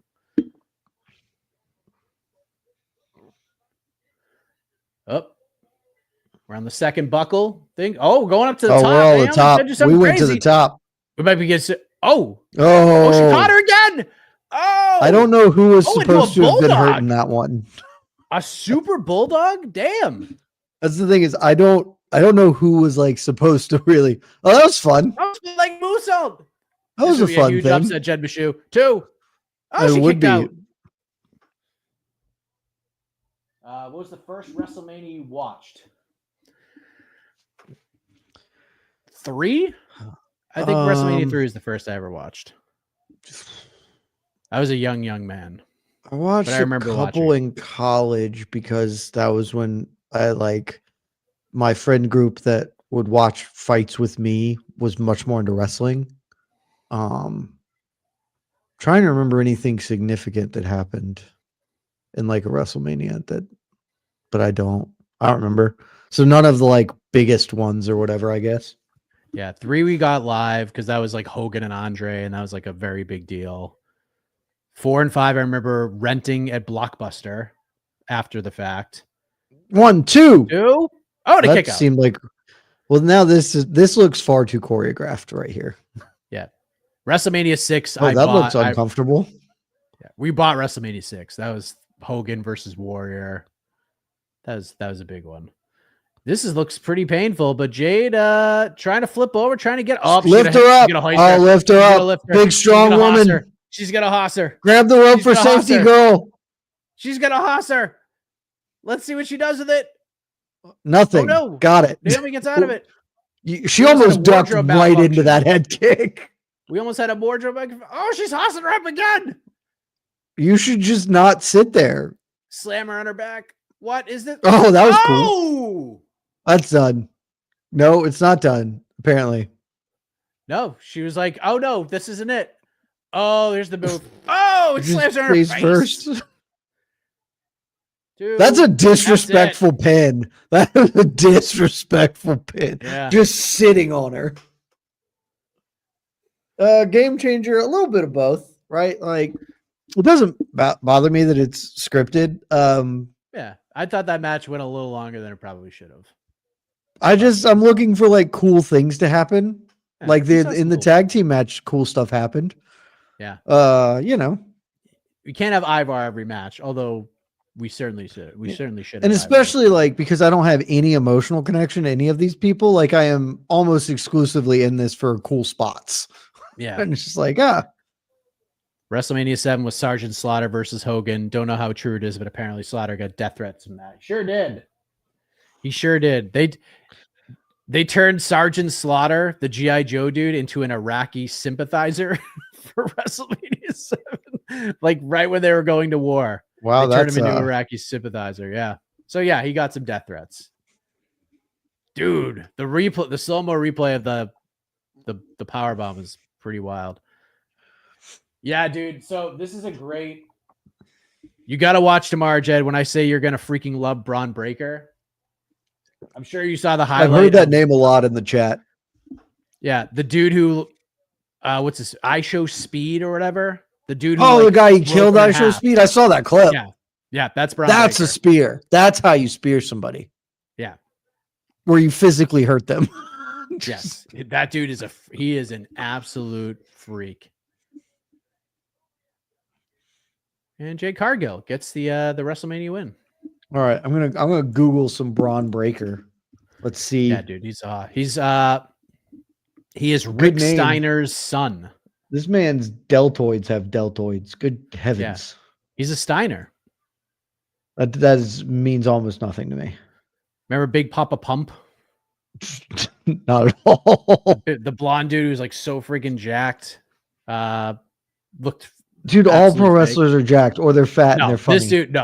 This dude, Google Big Papa Pump and see what that dude looks like. They ain't like that dude. This guy is a very big human being. Big Papa Pump. Scott Steiner is what comes up. Oh, the guy with the chainmail face. Like he wears just the chainmail head, which is a very weird thing, but also this man is also enormous. This man is cartoonishly large. Talk to the peeps, Jed.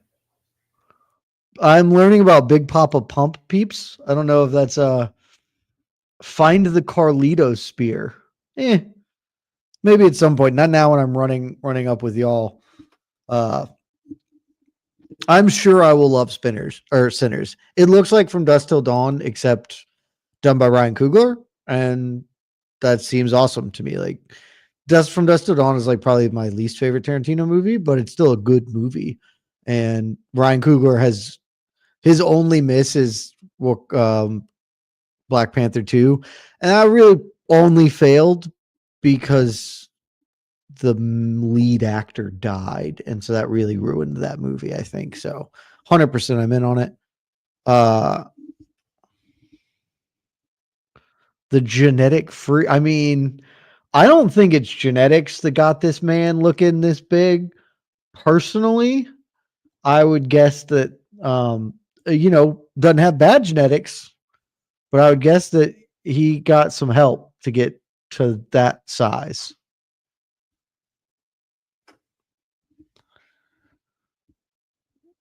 I mean, the model Rick Martel, that was a terrific BTL moment, and that dude looks terrific. What a king. I mean, that guy, oh, what a gimmick. Maybe I'll dress up like Rick Martel next year if we do this again.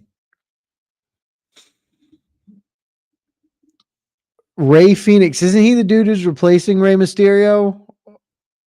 I don't know anything about. I know Rey Mysterio because I know Rey Mysterio from when I was 5 and watching pro wrestling, which makes it kind of weird that he's still wrestling. But good for him, I suppose. What is this? United States Championship. Who is this? I don't know who this is. I can't tell you what I'm drinking because it's in this cup and not a glass for a reason. But, having a nightcap to enjoy myself.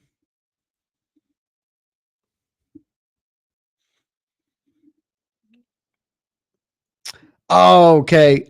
So LA Knight is terrible because it's a very stupid name, and I don't support him whatsoever. So I'm on the other dude, the Fatu fellow. Yeah. Why is that? Someone tell me why LA Knight is popular. His name is incredibly dumb. It's a great topic. He's a great talker. Why, if he's a great talker, why does he talk with such a shitty name? Get a better name. Because he got WWE'd. It's a dumb name. That's the name they gave him. I mean, I feel like you just got to do better than that.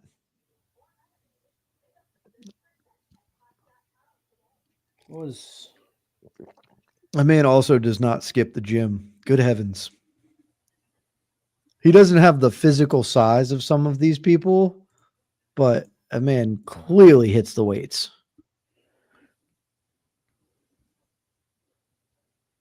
He was his old name before WWE was Eli Drake. Well, that just feels like an accountant's name, but sure.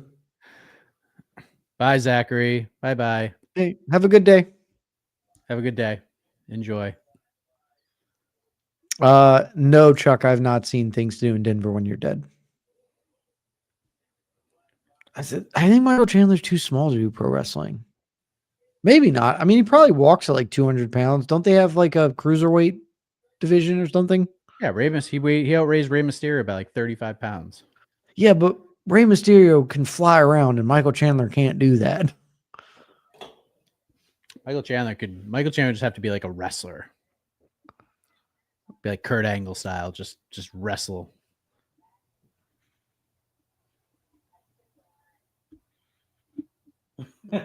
Conceptual Caleb, we're not trying to rub it in. You know, whatever makes him happy, man.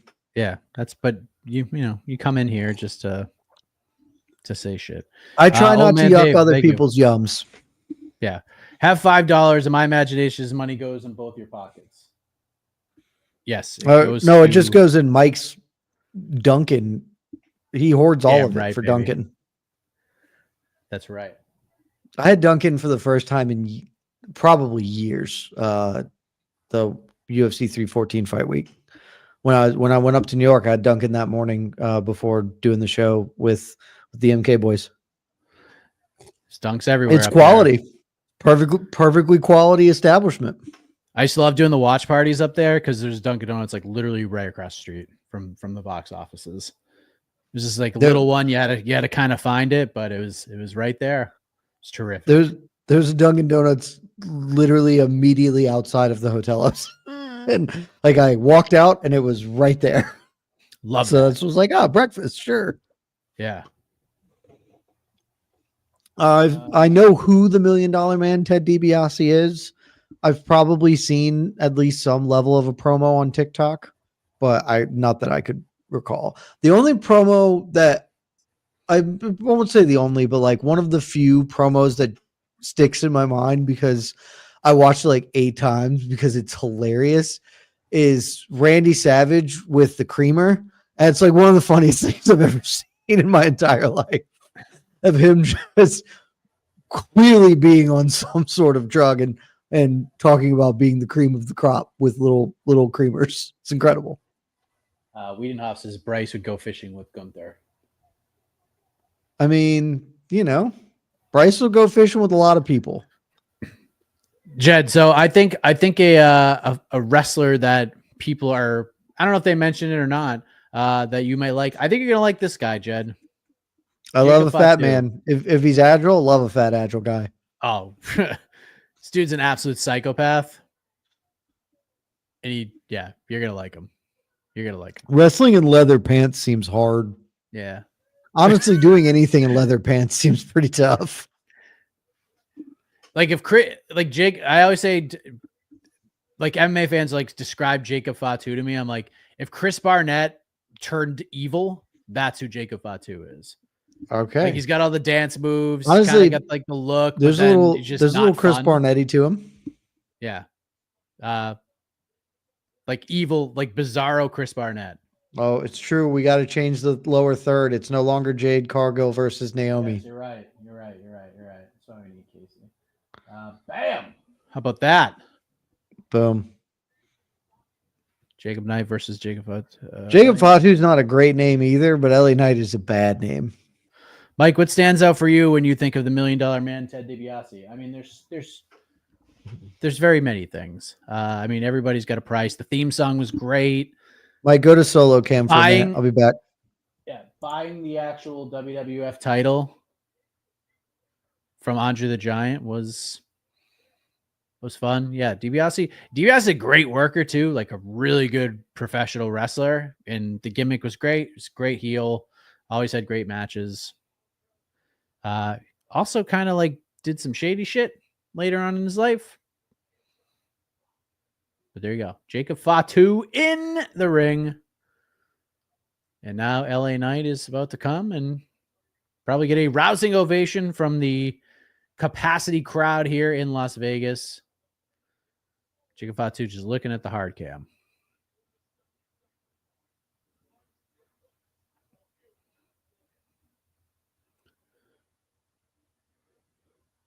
Money Inc., one of the better stables of all time. Yeah.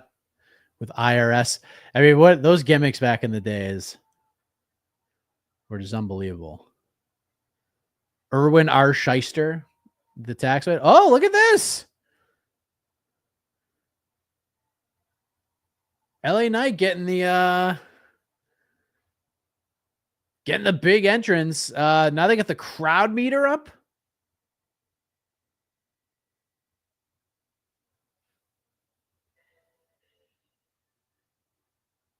Wow. All Mike, right. did I hear you correctly saying that Ted DiBiase bought the belt from someone? Because that's a hell of a gimmick. Yeah. So Andre the Giant like won the belt from Hulk Hogan, and Andre bought the title, or DiBiase bought the belt off of him, and the WWF officials were like, "No, you can't do that." So they stripped him of the title, and WrestleMania 4 was a one-night tournament to crown a new champion, which Macho Man Randy Savage won. That's an unbelievable gimmick. I support the shit out of that. Yeah.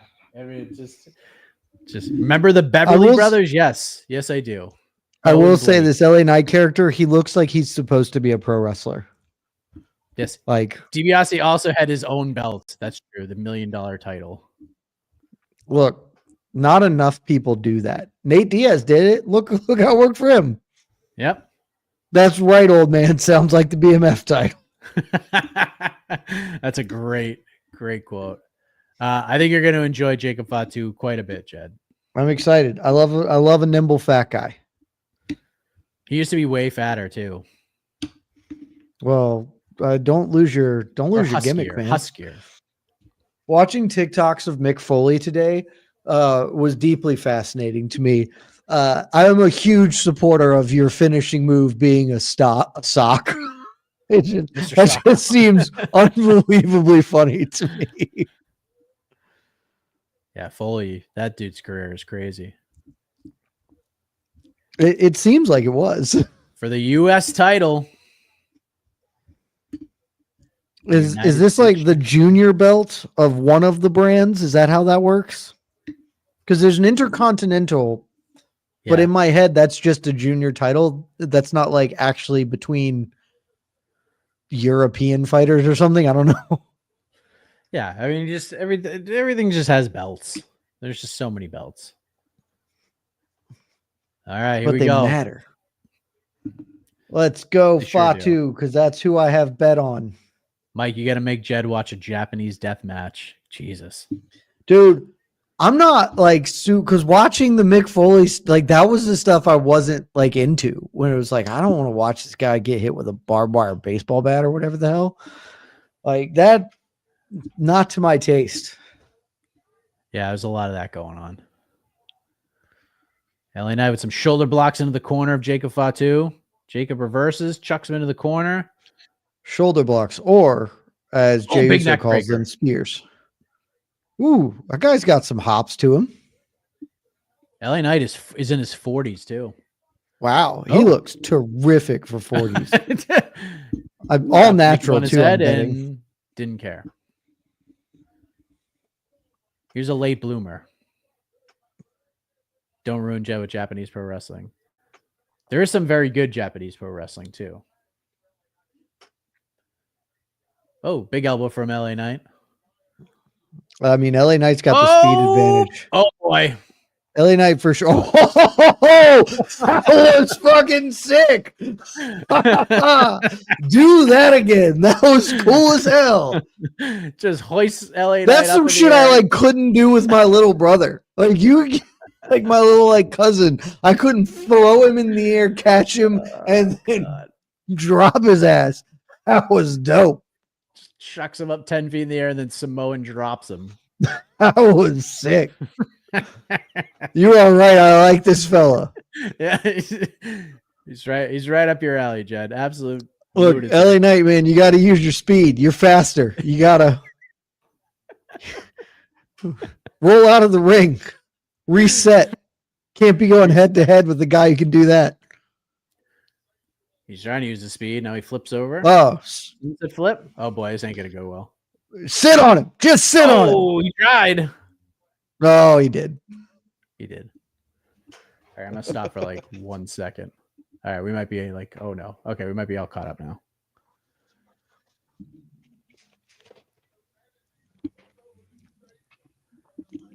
Thus far, through how many matches have we watched now? Is this 3 or 4? This is number 4. Currently, Jacob Fatu is the MVP because he did the coolest thing. Ivar though, but more than Ivar. I mean, Ivar had a whole match that was some pretty cool stuff. Ivar doing that front handspring thing was pretty sick too. That was awesome. Jacob having a great time here, laughing away. How do these people not wrestle in mouth guards? That seems insane to me. Some do, I think. Like, it just feels like your great teeth point. are going to get knocked out. Ray Phoenix is going to be that's a whole different ball game. That's what they were saying when you were gone, and I was like, Yeah. Sure. You're gonna see some crazy shit. Yeah, you're gonna see some crazy shit. And drop kick out on the floor. That also seems fairly difficult to maneuver as well. One of the things I really do like, I see like a fair number of TikToks because now my algo just has it that way. I would be deeply fascinated to watch like how they call matches in the ring because I think that's pretty damn cool. Yeah, like the calling matches in the ring is a pretty sick thing. Like worst so gimmick you're of getting all time. Yeah, Basha Booger might be right up there. TL Hopper was a good one. The plumber. Repo what Man. about the gobbledygooker? I know the gobbledygooker from Jordan Breen's theme song on the Shirt Dog Radio Network a million years ago. If any of you in the chat know what I'm talking about, shout out because you're also old as dirt. Mantar. The baseball player Abe Knuckleball Schwartz. The Goon, the fighting hockey player. I mean, it was just so ridiculous back then. Greg the Hammer Valentine, you remember him? I've actually met Greg the Hammer Valentine before. Good dude. Met him at a place called Sports World in Everett, Massachusetts. He did a signing. I went, and fortunately, not a ton of people were there, so we got to hang out and chat with the Hammer for a little while. It was very cool. Oh, that was a knee right to the face.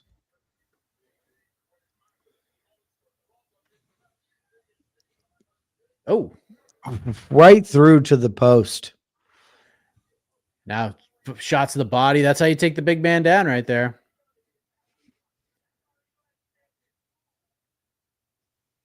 Now he's back in the corner. Keep using the speed. Ah, there's a knee to the face. Oh, I've moved past you. I try to let me know when LA Knight goes off the ropes. Okay. He's throwing Jacob Fatu into the corner. Off the ropes. Cool. And a big clothesline. Now he's on the second buckle. Oh, and he jumped to the top at a big elbow. That was pretty sick. Now Jacob kicks out. All right, now we're lock sync. I got in front of you as I did a reset. Worst gimmick might have been Amish Roadkill in ECW. That is also pretty fun. The jump from the middle rope to the top rope and then splash off. That's very nice for a 42-year-old dude. That's like me doing that. Look, he's an Couldn't do it. athlete. Ooh, little sidekick to the gut. Oh, I thought it might have been to the ding ding. I mean, I would be liberally kicking people in the balls if I were a pro wrestler. Oh, he also did the jump to the top rope, and then he got clubbed down. Oh, yes, he did. He got crotched right on the top buckle. I love that that's a legal maneuver. You can't hit someone low, but you can throw them into something low. Like the Boss Man and Mountie at SummerSlam was hilarious. Yes, the jailbird match. Loser had to go to jail. Just the best. Does Jed know about the mass transit incident? Oh, Jesus. Super German suplex. Oh, damn. The mass I do not know what the incident. mass transit incident is. So I wasn't there for this one. I used to always go to ECW events at that establishment, the Wonderland Greyhound Park. Went to many, many ECW shows there. This one I did not go to. But New Jack was this dude who, I mean, he was part of a tag team called the Gangstas. And his gimmick was, I mean, they were, that's how they were. They came out to butt to the face. They came out to Natural Born Killers by Dr. Dre. Like that was their theme, but it would play the entire match. It would just keep looping. And New Jack would use weapons all the time. And they'd bring like a barrel of weapons and throw them in the ring. So there's this wrestler called Mass Transit who New Jack was going to work with that night. And New Jack decided, all right, I'm just going to like beat the fuck out of this dude. And basically like just kind of like sliced him around and like cut him a lot. He lost like a lot of blood and it was this big thing. He didn't die, but isn't that like against the code of pro wrestling? I mean, like, aren't you supposed to take care of your partner? Yes, but New Jack probably took some liberties. And if there's a good dark side of the ring on New Jack, which I would highly recommend if you can find it.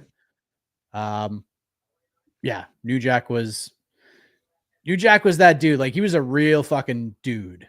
So if you mess with him or like you got him mad, like just an actual psychopath. Got it. He might try to kill you. Like he might literally try to kill you. You want to Google New Jack throwing Jack Victory?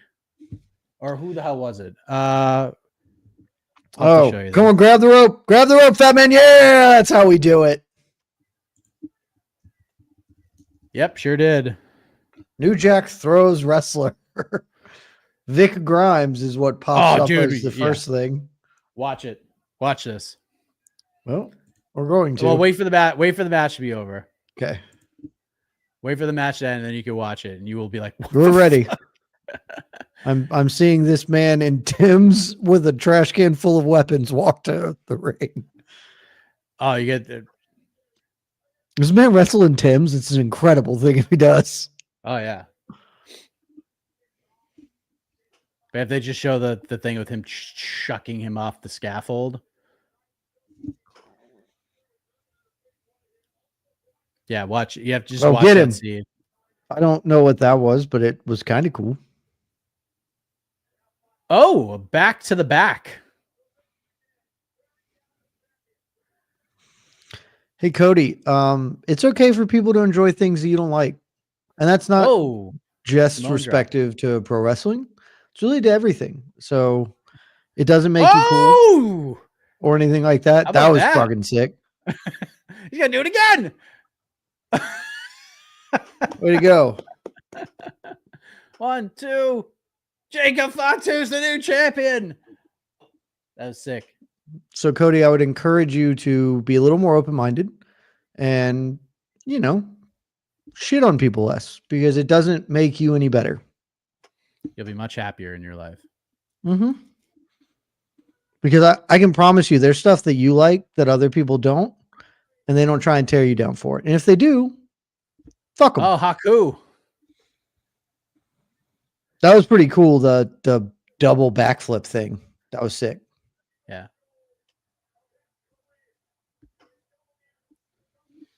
That's a weird looking belt, though. I don't care for that belt. Yeah. All right, watch this New Jack thing. Okay. With the Vic Grimes. If there's just a clip of him just That's throwing the dude off the this scaffold. is like a minute long.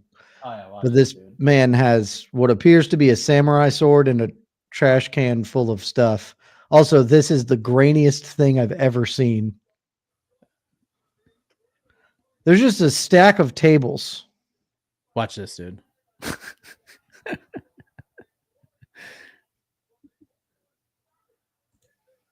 I can't. Oh, this is just a clip from the New Jack Dark Side of the Ring, obviously.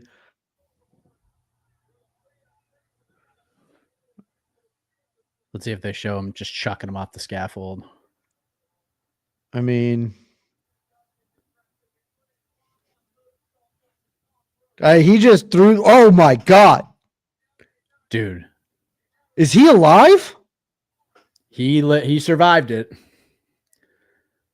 I mean, he did at least hit the one table like at the very top, but holy. So on that doc and like in other like shoot interviews, New Jack basically said like, I tried to throw him over the ring. Like he tried to miss. Jesus, dude. Yeah. Dude, they just slowed it down. Like that guy, I mean, barely gets any table and then into the ring. You're just a real piece of shit. And that's a shame.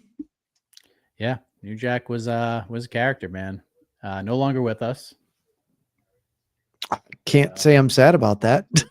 Absolute character. He's apparently a psychopath who tried to murder somebody on closed cable television. Yes. Yeah. Yeah. New Jack was like high on PCP and shit for that match, but yeah, pretty wild, man. Pretty Wheatley wild. American vodka. Yeah. A lot of Wheatley commercials here. Is The Rock wrestling tomorrow? The Rock's not wrestling tomorrow. Is he back to not being part of WrestleMania for now? Well, I doing wouldn't other be stuff. shocked if he's not. I mean, I don't know if he shows up tonight or not. I'd be shocked if he's not there tomorrow for Cody and Cena. I'd be very surprised.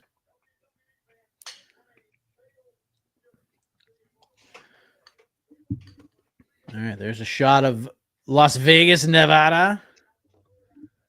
All right, so what's next? Mike, Getting who's Ray going Phoenix over next? tomorrow? Between Cody and Cena? I assume it's Cody. I don't know, man. They might.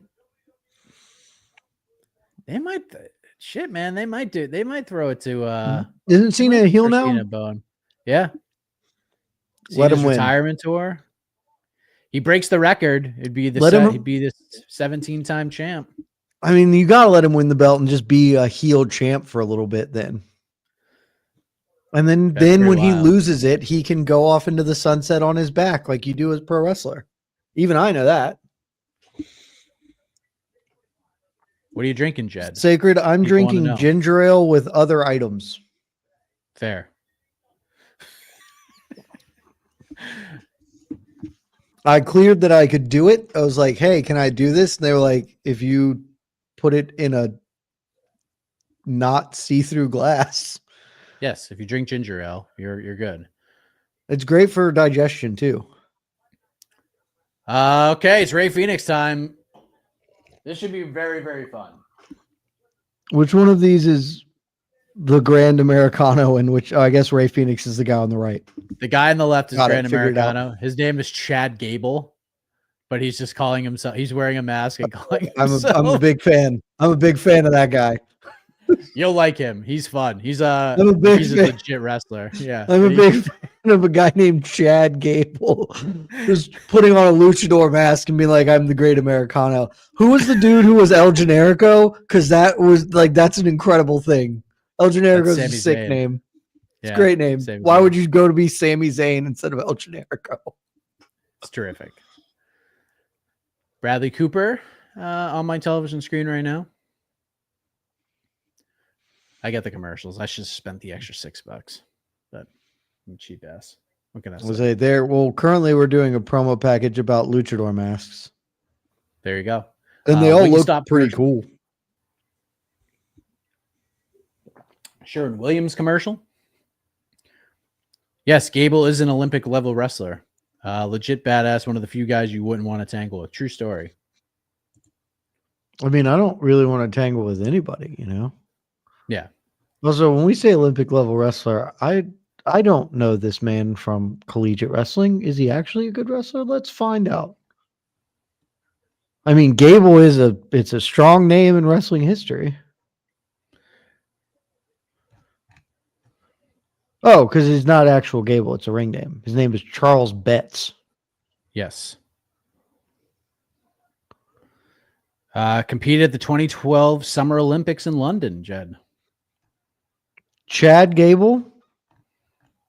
That is not on his Wikipedia at all. Or Charles Betts. Yeah, A that's not on his wrestler. Wikipedia at all, which I can't believe would be the case. Oh no, it is on there. Here. It is. Oh, it's Greco. It's nonsense wrestling. Got it. Yeah. But still, it's dope to go to the Olympics. Yeah. Hey, good for him. He made it through the qualification round. He was eliminated. Made it. I mean, he repped America. Yeah. Yeah. He's very fun. He's a goofball. I mean, support it. And I'm in for luchadors fighting. That seems fun. Oh, the man lost his you'll face. enjoy this. Yeah, you'll enjoy this. Buddy, I don't know who the Nasty Boys are. So, Masters, you're gonna have to ask Mike. That means nothing to me. Knobs and Sags, the Nasty Boys. They would like shove their opponents' faces in each other's armpits. Just some silly gimmicks back in the day.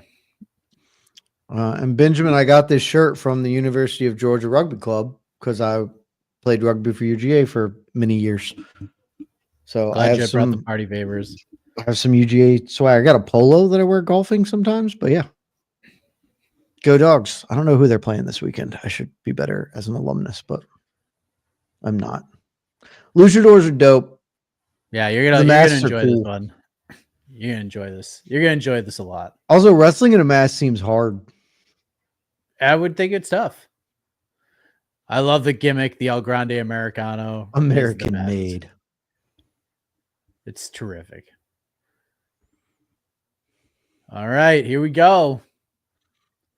Oh, Benjamin, I was not a front row at all. I was our starting fullback for like 2 years. And then I played wing and a little bit of center before that, and then I moved to fullback. Oh my God. This is incredible. An American-made mariachi band? An American-made mariachi band. This is outstanding. Chase, I do not frequent Magic City. I've actually never been to Magic City.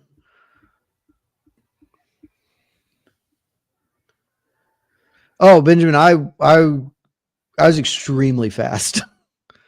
I ran a 4.4 in high school. Before I turned into me as I got older. I just got older, and stopped doing stuff. I was extremely fast in my youth. There comes El Grande Americano. I love this gimmick so much. Wow, Lazy, good memory. That is true. Here we go. I like that we're getting this fun visual of it. Yes. Just going full all out with it. It's tremendous. Buying, Sleeto, not selling. Get it right. How do you think I met BC? That's right. That's how the relationship started. No, camera does me justice. I got fat, Benjamin. I got fat after law school. It's a good sip right there. Yeah, El Grande Americano. I mean, that's just a great name. Big American. Just big American. Is this whole match going to be in this filter? No. It'd be kind of fun.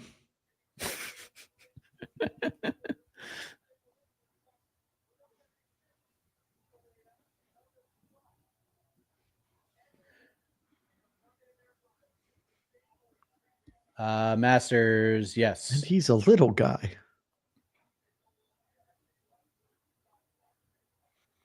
I do. I try to get in there 5-6 days a week. Depending on the week. But yeah. And Chase, I am aware that their food is supposedly exceptional. At some point I will do it just to have the experience before I leave Atlanta, but just not really my scene, the old Magic City. What is Magic City? Is it a It is a world famous strip club. Oh yes, Mark Ramundi talked about that place, not for the establishment indoors, but I guess him and his wife ordered like Uber Eats from there because of the wings. They apparently have exceptional food. Yes, and apparently the wings were sort of a disappointment, according to Mr. Ramundi. I mean, ordering wings is always pretty hit or miss in my experience, but it's tough to get them to go, man. Yeah, you just gotta, because they gotta be fresh. So yeah. But I mean, Magic City is like the strip club that is mentioned in basically every Atlanta rapper that has mentioned a strip club. Is that? Have you been to Fat Matt's? Oh, Fat Matt's is my spot, man. 2GSXT is correct. Fat Matt's is the best barbecue in Atlanta. There are a couple of okay spots. People are really into Heirloom lately. It's fine. I like Daddy D's, but Fat Matt's is a staple. I mean, there's no way that's not a good barbecue spot. It's a terrific name. You just know it's good. It's just like, it's a little hole in the wall too. Like, oh yeah, 6 indoor seats. They do live music like 4 or 5 nights a week, like a tiny little outdoor patio in the corner of nothing functionally. Fat Matt. They have my favorite pulled pork sandwich in the world. Oh, okay. Fat Matt's is if you come up here for Atlanta, the UFC Atlanta thing. Yeah, if you come up for UFC Atlanta, 100% we can go to Fat Matt's. They like the rest of their stuff is all good, but like if you want to do like they don't even do burnt ends, but like if you want to do the rest of it, it's all like probably go to others. But Dana White in the building. Dana White. He looks like he's having the time of his life. Got to make that appearance. Oh, Fat Matt's was on Bourdain. That doesn't shock me because Bourdain has great taste, but yeah, Fat Matt's bangs. All right, we're gonna get some flying, some good old fashioned fast-paced wrestling. Yeah, I got a tea time for Easter in the morning. On the way home, I might take a little detour, go to Fat Matt's. Oh, he's going to. Oh, he shoves Vikingo. All right. Oh, he kicks him in the face. Kicked him right in the face. Did the bell ring yet? Now it did. Can't DQ him with it. I think I'm a little ahead of you. Up there's John Shin. Okay. Probably. It'll depend. Oh, okay, there you go, Jed. We're getting some flying shit already. I mean, they're just already. This is like when we watched heavyweights, and now the flyweights are out, and they're just doing stuff.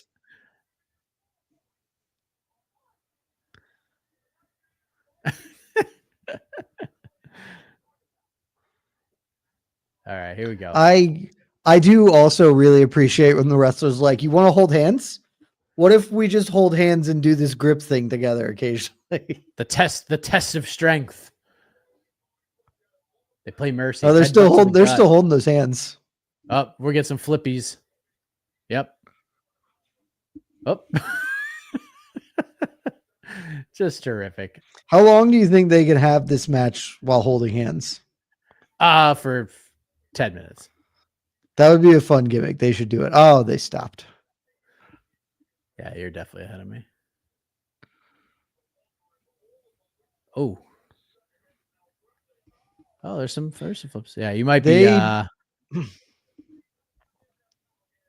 They need to not both be in red because it's hard. It's hard to decipher. Maybe that's the plan. I mean, one is not in the singlet, so that's how I'm trying to pull it off there. But kicked him in the face. Oh, he must have. Oh, nice missile drop kick. That was a lot of bouncing. Woo, that dude got in the air. Okay, you're definitely. That dude got in the air. Oh, You sure did, Jed. I think you're like 4 seconds ahead of me. I pause for 4 seconds and we'll All hope right, that he's we're got his close arms to up it. in the air. Yep. Oh. Referee's counting to 4, 5. Back in the ring. We should be pretty close to locked. Flying. Oh, now he's going for the. Oh, boy. We'll hold him. Oh. I thought he was going to flip out of that. So did I. Almost. I thought. Let's it might go, land on his feet American. For a second. So great. Just American plaster on his forehead. No, he's just punching him in the face a whole bunch. Yeah, I don't think they do enough punching in the face in pro wrestling. Yes. It's an underrated tactic. Sacred, it's not bad. I'm having some fun, right? Like, Yeah, just having a good I'm time. not having a bad time, certainly. Oh, okay. Oh, pin him. Almost got him. I feel like. What do we have left here? Is the women's match? Roman Reigns, Charlotte Flair. We got the women's match, which should be really good. Stratton and Flair, and then we got the triple threat match after this, and that's it. Charlotte Flair, I remember from Royal Rumble because when she walked out, I was like, oh, that's what a professional wrestler looks like. Because most of the other people in that Rumble, I was like, none of you are making an impression. And then she walked out, I was like, oh, that person clearly has aura. Yes.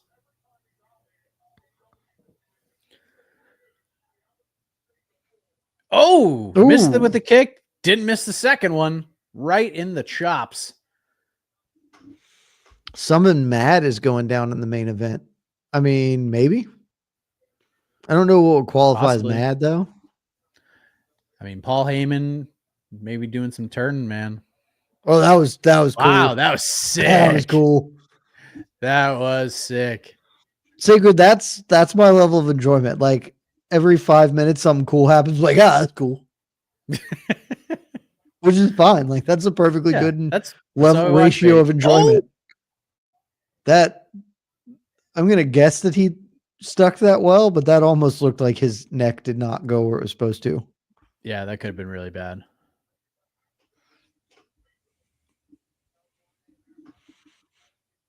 CFL Grande Americana can capitalize, Jed. It's going up top. Going up. I got to tell you, it seems like 90% of the time that you go up top, it's a bad decision. Oh, that was fucking crazy. He flipped one more time than I anticipated him to flip there. Whoa. Dead. You're done. No. Look at the tenacity. I guess he is again. It's like a double moonsault. Oh no. It's 1.5 full rotations. The 450. The 450 moonsault. That was pretty wild. But lazy. Why we don't need to be doing high risk maneuvers, you know? It's WrestleMania, Jed. You gotta stay safe out there. Bilal Muhammad, your way to victory. Off. He's trying to take his mask you can't do that. You can't disrespect the man like that. That's so disrespectful. What an asshole. Oh, knee to the head. That was awesome. Somebody should do that. Just hold him and D him in the head a bunch. That was great. Because it was great because it wasn't like the point of it. It was just like, pop. And then he did the throw or whatever. Phil Davis should do that in PFL. That'll help both him and PFL. Oh, no, why would you try and walk across the rope? That was insane. Referee is he's gonna cheat. Oh, what has he got? He's putting a metal plate in his mask. I mean, that is just. Also, I like how he had to do that middle of the match. You could have just walked out in that. Were you getting patted down in the gorilla position? This would have been fine. Oh, what is gonna happen here? Oh, he's gonna headbutt him with it. He's gonna headbutt him right with it. Oh, he saw it coming. Oh.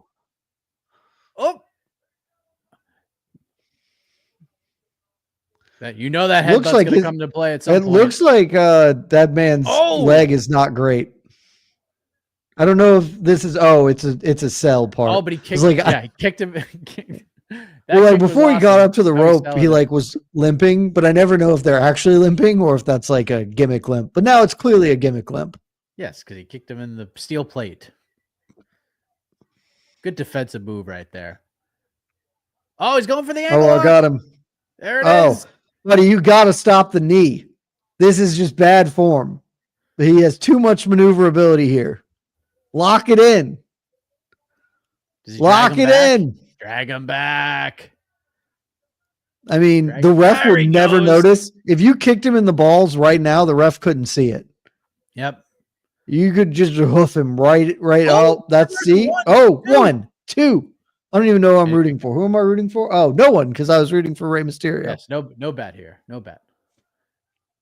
Oh no! Did he headbutt him? I don't think he did it, but they're saying he did. So I saw this thing on TikTok, and is a big fat dude. I'll think of his name in a minute. And one of his gimmicks was just walking away. People jump off the ropes. As the funniest thing I've ever seen in my life. El Grande Americano. El Grande Americano. Who, chat, you know whoever the hell I'm talking about, who just walks away when people jump off the ropes at it. Because I think that's the funniest gimmick in the world. Samoa Joe. That was it. It was Chris Van Fleet like interviewing him about it. And then they just showed like a highlight reel of him just like walking off as dudes flew in the air past him. I was like, this is the funniest thing I've ever seen. I could watch this for an hour. Man. He's awesome. That's another guy you would truly enjoy watching wrestles is Samoa Joe. That's the thing is like almost exclusively I just want the funny stuff or the just like really surprisingly awesome athletic stuff.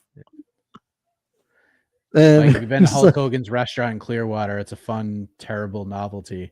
No, I have not. I've not been there. There was a Hulk Hogan like pro wrestling shop in Orlando that I drove by. I'm not going to support the Hulkster. I'm sorry. Not going to give that man my money or my time. My best friend lives in Clearwater and occasionally we'll see Hulk Hogan like out. And I was like, that's weird. He's like, yeah, it kind of is, but you know, you just get used to it. We live here. He lives here. Never gone to the restaurant when I've gone to visit him because I don't. A guy that a guy that I've run into a billion times, is Ric Flair. That dude is fucking hammered 95% of the time. He's out drinking, getting after. Ooh. Ooh. What is who asked that? Old Man Dave, what is the like novelty of Hogan's restaurant? I know that it exists because I go to Clearwater like 3 or 4 times a year, but we've never gone as we go eat the other places or do whatever. Like, what is the novelty of it? As I assume it's wrestling centric, or is that just not the case? Yeah, I mean, I've seen like videos of it and stuff. They have like a pretty famous-ish karaoke night there, I guess. And like Hulk's there and Jimmy. Everyone loves the karaoke. Everyone loves a good karaoke. Was the Berserker used to go huss huss? Yes, it was. I remember as a child watching WWF Superstars and Berserker try to stab the Undertaker with a friggin' sword, and it went like through the mat. That seems aggressive. It was very aggressive.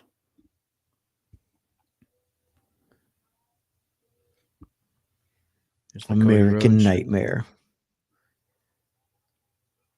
Tomorrow's gonna be a good one. All eyes on Cena and Cody. Nothing better than a bad guy that is a real piece of shit in real life. I would suggest a bad guy who's not, but that's just me. Who is Tiffy? Tiffany Stratton. No, that's I could not remember for the life of me the name of who Charlotte Flair was wrestling. Is she good? I don't remember if she's one of the like 3 wrestlers. I was like, oh, you're good. She's very good. So the reverse 450 was sick. I still think the coolest thing I've seen tonight was either the front handspring by the fat dude or Fatu throwing The a flying human in the Samoan air drop. and then catching him Yeah. and dropping him. That was cool as hell. Yeah. Too bad Hendrick's Steakhouse shut down.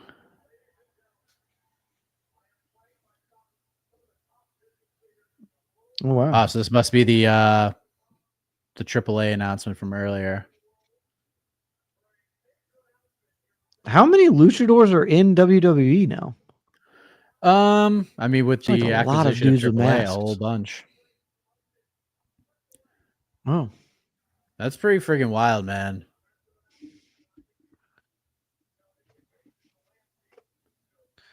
Which is wicked funny because like AEW does all these like they call them like forbidden door events where it's like AEW versus this company, and now WWE just jumps in, buys AAA, and now they're takes hosting one a of them. very similar event. I mean, it's just that very woman's funny. hair is spectacular.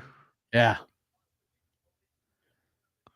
I she mean, looks like a so I assume they're just going to run this like a separate wrestling entity. That's so funny.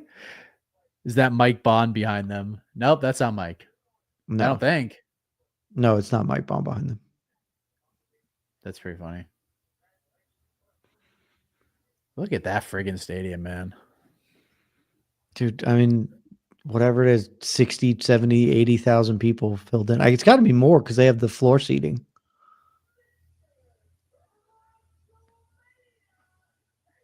Oh, we're getting a Shawn Michaels. Getting a Shawn That Michaels seems appearance. like a good title to be Mr. WrestleMania. This dude is Mr. freaking WrestleMania. I mean, that's pretty cool. I know who Shawn Michaels is. I'm not totally stupid.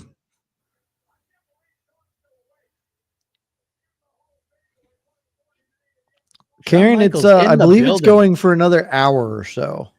Yeah, we got two matches left. And it's not on Netflix, it's on Peacock. Thank you, Karen. Appreciate you. Thanks, Karen. How old is Shawn Michaels? Also, what's Shawn Michaels? God, he's got to be like name? is his Michael Hickenbottom or something? Michael Sean Hickenbottom. So yeah. Close enough. That was close. He's 59.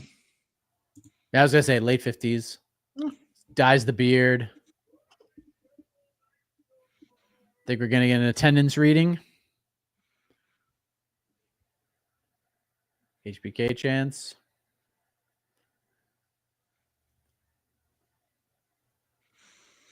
What happened to WWE Network? I thought it was super successful. Peacock bought it. I believe Peacock bought it. I believe it was, and Peacock bought it. Yeah, Universal bought it for like a whole shitload of money.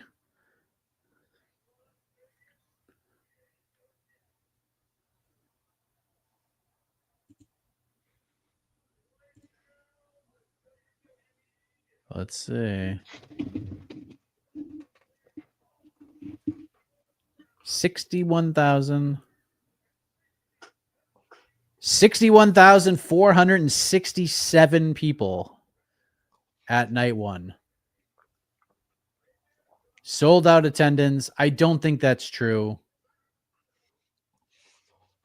Truly don't think that's true.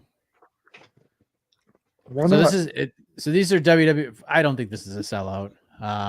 There are a lot of tickets still left. I mean, it looks pretty friggin' packed, man. So maybe it is, but usually WWE numbers are skewed. Not. Yeah, their capacity, Allegiant Stadium capacity is 65,000 for NFL, which you can expand to 71 if you're doing floor seating, etc. So even if you conservatively say some of that is restricted because of, I don't know, maybe because they did put the whole big stage. It could be pretty close to sold out. Though that also might be paper. Yeah. There's always like a percentage off. So I would say that's just probably like 55, 56, which is pretty fucking good. Take that all day. Just a shitload of people. And this is night one. This isn't even the big night. Yeah. So I mean, dude, they do 55,000 2 nights in a row. It's pretty damn good. These can range from $506 to well over $1,000, depending on seat location and availability. Sacred, I'm not hiding my drink. I'm hiding my food, so you guys don't just see me shoveling food into my mouth. That seems rude. So I'm just Cactus sliding Jack off camera to WWE eat. collection. Oh, more Cactus Jack Della gonna be the new welterweight champ. The new Vinny Siggs. Boy, does shit change if JDM wins that fight? Hey, it's Arrow. Stephen Amell. Hey, He used to be my neighbor. I think he wrestled a couple of times in WWE. Also, that dude next to him is an actor. There's Izzy. All right, we got look one. at there. Oh, we're at 2 now, Mike. Didn't they show DC? Plus, they obviously showed did Dana. they lower third DC? I thought they did, but maybe I'm count? misremembering. I don't know if Dana counts. Dana but gets we're 2. doing Dana again.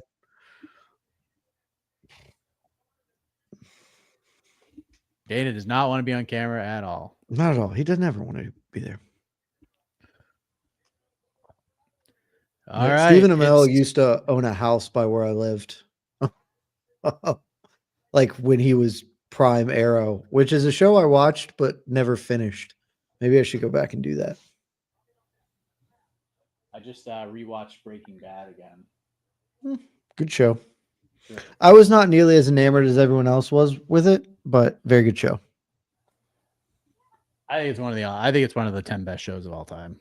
It's certainly an exceptionally written, performed, built show. It didn't touch me in the same way that everyone was. I've never once been like, I would like to go back and rewatch it. It's one of those things where it's it's just such a slow burn. It's one of those shows where it's so highly rated that people are always like trepidatious about it, and they watch the first like 2 episodes and they're like, it's too slow, I don't like it. And I'm like, you gotta keep going, man. Pretty slow. You do have to work through them. You gotta get to when he meets Tuco. Once he meets Tuco, then it's just it's an absolute explosion the rest of the way. I think what it does really, really well, because it was structured the whole way, like as a completed story, it ends very well. And mini shows don't end very well. So yeah. Breaking Bad's so good. I also love Better Call Saul, which is excellent too. I never watched it. I tried to really after Breaking Bad, and because Breaking Bad wasn't like that massive for me, I just couldn't get into it. You actually might like Better Call Saul better, especially with your law experience. That sounds terrible. What? No one wants to be a lawyer. Well, neither did Jimmy McGill, aka Saul Goodman. And then he ended up doing it. This woman should be famous. Charlotte Flair she should be famous. Was tracks. Yes. I'm not watching any of that. I have a commercial here. I don't know what it is. All of her outfits are magisterial.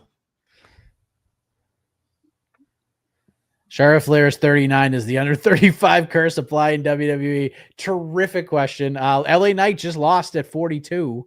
Oh, it's Mania true. Lost his belt, so not good so far. Sleeto, you're one. Lord of the Rings is just a different, I think Lord of the Rings is if you will like it or you won't, and that's it. If you're a fantasy person, you will like Lord of the Rings, and if you're not, you won't. Game of Thrones obviously is very fantasy bent. You're lucky though, because Game of Thrones is the worst ending a television show's ever had. And so you didn't have to live through that, which is truly one of the most disappointing experiences of my life. Yeah, it's not a lot of shows stick the landing on the final episode. No, and theirs is the worst show that's ever done it. Yeah, Seinfeld's last episode was bad, not great. Seinfeld there was never gonna be a good way to end Seinfeld. A show about nothing kind of can't. Great. I have a hot take. I actually think. Oh, okay. So I think the going to Robin is bad at the end of How I Met Your Mother. Like that's lame, even if you could see it coming a mile away. I thought season 9 was great, and Milioti, whatever her name is, not Tracy Milioti, was exceptional as the mother. And like my biggest issue with the show was she was so good that they should have just called an audible and been like, actually, they're together. Yeah, she didn't, because she doesn't was die. so good in that show. Yeah, she was great. And it's like an impossible job to have. Like, hey, you're coming in the 10th season of this show. Like, you gotta dazzle us, and she nailed it. And then they killed her off screen. There were some Spoilers. really good episodes of season 9. The one when Barney got so drunk that he was telling the truth about everything was awesome. It was so good. That was a great show. I thought How I Met Your Mother was just a very solid, what is it, multicam sitcom. Like rock solid. Very good. Just rocks, yeah. Every generation gets like one of those. That's a great one for them. Yeah. But Neil Patrick Harris was like terrific. Kristen Milioti, that's it. And yeah, and she was great in Penguin too. Yes. Tiffany Stratton, 106 days as champion, her 3rd title defense. And making her WrestleMania debut. Well, that's an active champion. Title defense once a month, basically. Yeah. Masters, I have seen some episodes of The Simpsons, but I didn't watch it when I was younger, and so I never like went back to it, especially because they're still doing it. So now there's just too much of it to like, I will go watch The Simpsons. Let me see. The softball episode of The Simpsons was terrific, which is Mr. Burns was doing a nuclear power plant softball team. And once he found out about it, he got like all the major leaguers on his team, like Wade Boggs and Roger Clemens and Darryl Strawberry and Ozzie Smith. And it's just super weird. Ken Griffey Jr. It's terrific. That's a great episode. I love the Flaming Homer episode where he creates his own drink and then Mo tries to steal it from him. And Karma goes and bites Mo in the ass. I also am a big fan of the Mary Poppins episode, Sherry Bobbins, I believe. Terrific episode. I have not watched a newer edition of The Simpsons in probably 20 plus years, but the older seasons were awesome. South Park is fucking great. Like that show is fantastic. Never runs out of ideas. It's so funny. Yeah, that's the thing. South Park was more the time that I started watching shows. Simpsons predated that obviously by a little bit, and I grew up on South Park certainly, and so yeah, like I'm sure that if I watched Simpsons episodes, I would find Harvey them funny. Birdman, Attorney at Law. Harvey Birdman, Attorney at Law, elite. There were Space Ghost, elite. Yep. Adult Swim in general, Sunday Night Adult Swim, terrific. Yes, my college days, Bing rips were happening, and Domino's was being ordered, and Adult Swim was being watched and laughed at for many hours. Legitimately, I think the first R-rated movie I ever went to see was the South Park movie. And my dad took me on a day off from school, and my mom didn't know. He was like, he obviously watched South Park, and my mom thought it was very, very stupid. And I was a 10-year-old boy or whatever it was at the time. And so I thought it was funny because they said shit, and took a day off school. And he's like, hey, we're not going to go to school today and take you to see a movie. Don't tell your mother. I was like, okay. And we went and watched South Park Big Longer Uncut. Nice. I think that is, in fact, the first R-rated movie I ever saw in theaters. My first R-rated movie I ever saw was Friday the 13th, Part 8. Jason Takes Manhattan. My oldest brother was stuck like babysitting me, and he took me to see that movie because he already was planning on going. He was like, just go. I was like, okay. I think I was like 6 or 7 when I saw it. That is, yeah, it happened. Big brothering. Great big brothering. I've actually, 2 things like that have happened. One was seeing Friday the 13th Part 8. The other was my brother won tickets to a Pearl Jam concert at the Worcester Palladium, which is a great music hall, small venue. We talked about ECW, saw many of ECW show at the Worcester Palladium as well. and Pearl Jam was playing an acoustic show at Worcester Palladium, and my brother won tickets on the radio, and he got stuck babysitting me, and I got to see Pearl Jam play an acoustic show when I was like 10. I mean, that's also pretty cool. Yeah, it was very cool. Whoever shouted out Sacred Home Movies. Home Movies is one of the funniest cartoons that's ever been made. And I still like, if you brought up the clip of the scene of Coach with the samurai swords, it kills me every time. Like every single time. It is Home Movies is so stupid and funny. I also Family Guy was a very good show. I don't know what happened to it. Is it still? I don't even know if it's still on. But I did enjoy Family Guy a lot. I watched Family Guy some. It's fine. It's fine. Yeah, I understand what Futurama is great. Dude, other comedic cartoons. I might be, and too that's old. why, like, I know that I'd like The Simpsons because Futurama. I like Futurama, so I'm sure I would like The Simpsons. Underrated animated series. John Lovitz as the Critic. Yes, the Critic is so good. My dad used to watch that, and I also watched it. Yep. I loved the Critic. It stinks. Ren and Stimpy, great one. Obviously, Ren and Stimpy's a great one. Powdered Toast Man. Thank you, Sacred. Yeah, the Critic was awesome. There's the belt. That's what these ladies are battling for.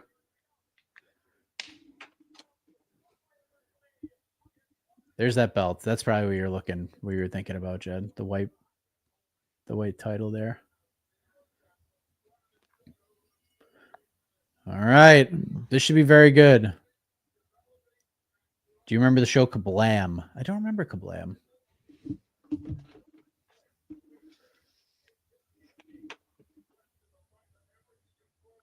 They're staring daggers through each other. Oh, just tackles. A tackle and some forearms. I really wish, again, much like the lucha match, these two women were wearing somewhat different colors. A lot of pink going on. Global Guts, great show. Pete and Pete, great show. Pete and Pete's not a cartoon, but I thought about Pete and Pete the other day, and I like went down a wormhole, and then they're all like on YouTube, and I watched the pilot episode of Pete and Pete like 2 weeks ago.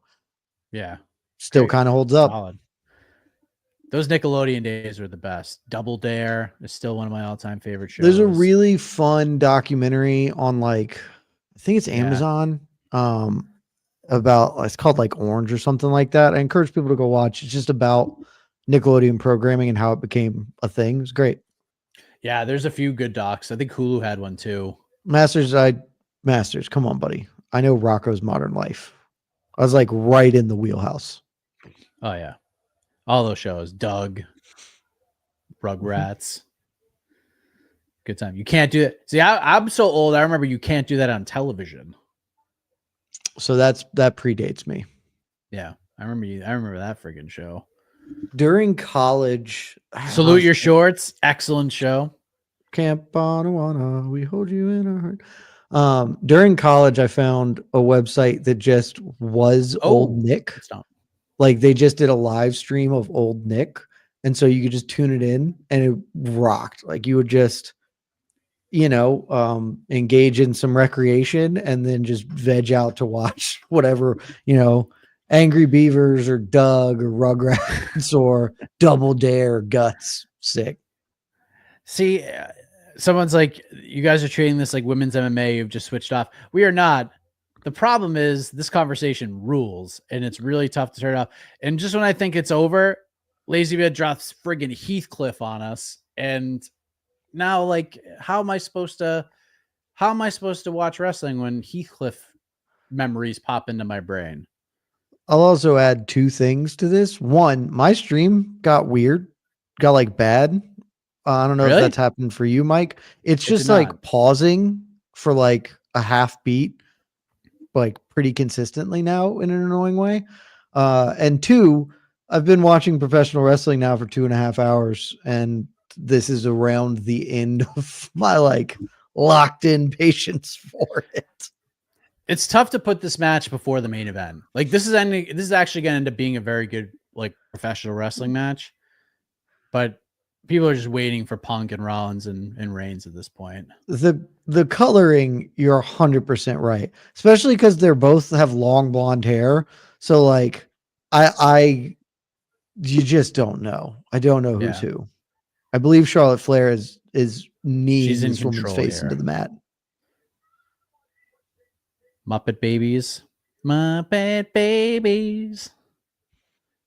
Spider-Man the animated series. Now we're getting after it here. Mike, did you watch WrestleMania 2000? Of course I did. Of course I did. I was a huge wrestling fan, like through most of the 80s. Even during like the really shitty 90s period, I still watched a bunch of it. The Attitude Era was like right in my wheelhouse. And then I stopped, probably like 2005, 6, 7. I would like still kind of pay attention to what was going on, but I was not watching regularly or caring as much. I never really missed a Mania, but yeah, WrestleMania 2000, that was second best wrestling game on N64. Damn right. No Mercy, number 1. Phoenix, I watched Gargoyles. Good show. Invader Zim was a little after my time. I know what it is, but it was a little after when that was my sweet spot. Did you like my the movie favorite cartoons growing up was Batman the Animated Series, which I maintain is the best Boston Crab. Ever made. Boston Crab by Charlotte. Kapah. The model Rick Martello would be very proud. Did I like the movie They Live? You damn right I did. I've seen that. Oh, it's terrific. It's very fun schlock. I'm here to do 2 things. Kick ass and chew bubblegum. Looks like we're all out of bubblegum. Sacred. So Batman's intro is obviously incredible. If you have never seen it, go Google the X-Men animated series intro, but do the Japanese one. It's we missed out. And the X-Men intro is like great. But the Japanese one, ooh. Double back handspring. Is she gonna do it again? Oh no, we're going again. She got it again. We're gonna reload my stream, see if that makes things not as bad. Oh, a spine buster. Charlotte kicks out. In hindsight, which is better, Super Mario Brothers or Sonic? It's I love Sonic. I mean, that's not a question. It's Mario Brothers though. Wait, it's not. I don't even think it's close. It's a 10-7 round.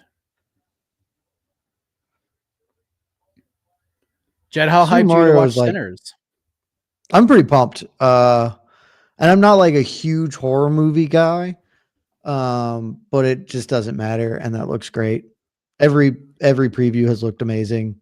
Ryan Coogler has one miss in his whole bag, and that miss is not his fault. Chadwick Boseman died, and that's why Black Panther 2 was bad. So it's going to be great. And everybody who's seen it says it's amazing. It got the Damon Martin seal of approval, and if it gets the Damon Martin seal of approval, it means it's really good. Yeah, every person I've talked to who went and saw it this week already, they all universally agree it's just incredible. Sidekick from Charlotte. I did watch Hereditary. I wish I didn't. Not that it's obviously very good. I watch the high end horror movies to do it, but it would never be a choice. But I do it to be there, you know. Stratton. And yeah, man, it genuinely is tough. As when they are in motion, I do not know who is who. Because they're both athletic blonde women in nearly identical outfits. Yeah. That was a big boot. Jed, you're going to see Warfare. Oh, I already saw Warfare. I saw it this week. Oh. Saw it on Tuesday or Wednesday. I don't remember which one. It's fun. It's good. People were like super hyped about it in a way that seems weird to me. Because there's not a story. Like there's a story, but it's not like it feels like a snapshot of a moment of a thing, which is cool and well executed and done, but there's not like a theme or whatever. So it's, it's not Saving Private Ryan, but it's good. I enjoyed it. And it was tight, just like 100 minutes or something. So good. Jed, are you Mike's best friend now, replacing AK? I'm not. AK has something I can never. Yeah. And I still have yet to ever step in the same room or same zip code as AK. We have never met in person. Some chops by. I mean, Charlotte Sacred, Flair. Band of Brothers is better than Saving Private Ryan, but Band of Brothers is also 10 hours long. Yeah. So, oh, big chop from Charlotte. but if you like war movies, I think go see Warfare. It's good. Oh, It's probably like the third or fourth best movie I've seen this year so far. Oh, now we're getting after it. Oh. This is getting a little sloppy in there. I can't lie to you. See, that's the great part about me not knowing anything. I don't know what's sloppy and like what's intentional buffering spots or whatever. Yeah, that was not great. Oh, that was interesting. Oh, pile driver? We getting a little pile? Oh no, river. Oh nope. They pump fake it. Pump fake. Oh, power bomb. Sacred Will Poulter is in Warfare, like nominally the lead, but also not really. James Gandolfini's son's in it, and then a bunch of other actors who I've like seen in one or two things maybe, but don't know. But it's an ensemble. There's not really a lead. Alejandro, shout out to my daughter, just became a dad, and shout out to my wife who lasted until right after UFC 314 ended to go into labor. So real for that. Shout out. That's awesome. Congrats. Sacred, was your great grandfather Major Dick Winters? Climb to the top of the ropes, Charlotte. I think I'm ahead of you again, Mike. So tell me when Charlotte gets to the very top of the ropes. She just clotheslined her. I will tell you. I don't know if you're ahead of me. Oh no. Okay. It looks like she's going to climb up. I'm pretty sure. She stepped on top of her. She's climbing to the first rope. To the second rope. Didn't get to the top.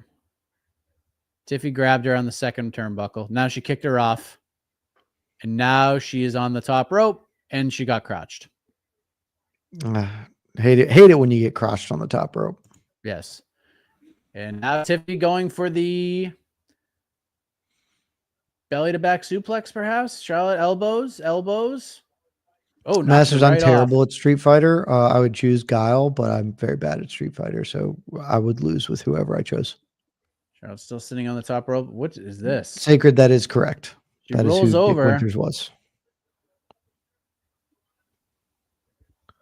Oh, Tiffy flips over. Oh, big spine buster. 1, 2. Charlotte kicks out. Benjamin, I don't really watch rugby. I watch Six Nations. Watched it this year. It was fun. And I'll watch like occasional tournaments, but I don't have a team or like follow. Certainly not professional rugby. I tried to get into the US Rugby League like last year just to do it to support the boys, but it's too hard to be a fan of it. It's not like easy to consume. And so it sort of fell off.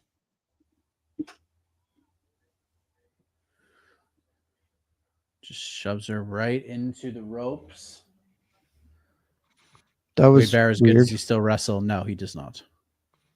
She's going to the top rope again, Mike. We're never learning lessons about the riskiness. This woman is already standing up. She's going to land. Going to work. Oh, crossbody. Oh, Tiffany counter. Kick there out. We go.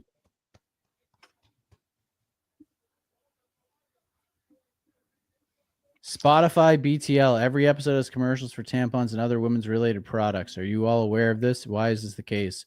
No idea. And I think it's honestly they're my targeted first ads. So I say I'm almost certain that it's targeted ads. So my first guess would be that you're on your phone or digital listening device is somehow connected to that. I don't know if you listen to it via your like home speaker and your wife also uses that or whatever, but I'm like pretty close to certain that those are targeted. Yeah. Oh, what do we got here? Oh, ankle lock. Oh, a knee slam. She's got the knee brace on. Just going. Oh, and she somehow gets. Oh, and she kicked her right in the teeth. One. To peel back the curtain, I listen to our own podcasts, and I never get those ads. Neither do I. I will either get like some Vox commercials for some show on our network. I get some of that. I get a lot of like targeted, just local stuff, local car dealerships or stuff of that nature. Question for Mike: how is Shiloh or whatever your dog is? Shiloh's the best. He's the softest dog that's ever lived. Shiloh's had a lot happen. He got put to sleep, not like for life, but to get his teeth. I was about to say, what the shit, dude? I rolled out of camera and like Shiloh got put to sleep. What? Yeah. So to get his teeth brushed, get the toothbrush. He got a haircut, so he's all like skinny and light haired now. So yeah, he's the best, man. He's getting up there in age a little bit, but Shiloh's the best. He will be the only. Shiloh's the first dog I've ever owned, and he will be the last dog I've ever owned. I mean this sincerely. He's the softest dog that's ever lived. He is really. We got so lucky with him. We got slaps, punch to the knee, punching her in the knee, punching her in the knee brace. Oh, and it broke. I mean, that was an effective way to get out. Way to go! Punch her in the knee brace. A little punch to the knees. That's creativity. Punch to the knee brace. A move. She's going for it again, and a kick to the behind. A little shot block to the knee. I always respect this about wrestling matches when they become about the hurt, like the injury. Yeah. The match entirely revolves around one player trying to break the other player's broken already foot or whatever. She's going up. Triple jump move. Oh, she brought the knees up. Oh, who got the worst of that, Jed? That's how you do it. But veteran move. He hurts. Rolls her over. 1, 2, kick out. Charlotte, I need you to win because you're plus money, actually. And she got the knees up, but that hurt her too. Well, I mean, that is true. The triple jump moonsault, a thing of beauty, and Charlotte last second gets those knees up. Both women hurt. Both women down. Tiffy looks like she got a nice bruise on her head. Little welt there. Crowd is clapping. They're still into this.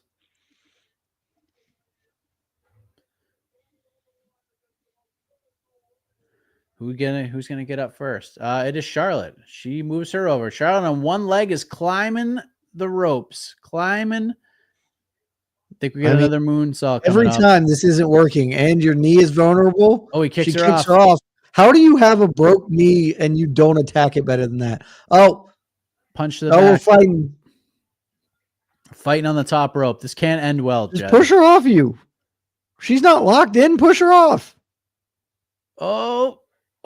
Like that. Okay. That's one way to do it. That knee's too compromised to be doing daredevil shit like this. That was bad. I don't know what that was. I don't know for wrestling. I can tell you that was bad. Are WWE employees and or their families allowed to bet? That's a great question. I don't even know how much we take this UFC rule seriously, because there are a number of like shows that are sponsored by gambling sites that say they place bets on fights. So I don't know if it's actually true or not. Conor McGregor clearly makes bets on all the fights. Well, he's not a fighter, so it's fine. He used to be a That's fighter. very true.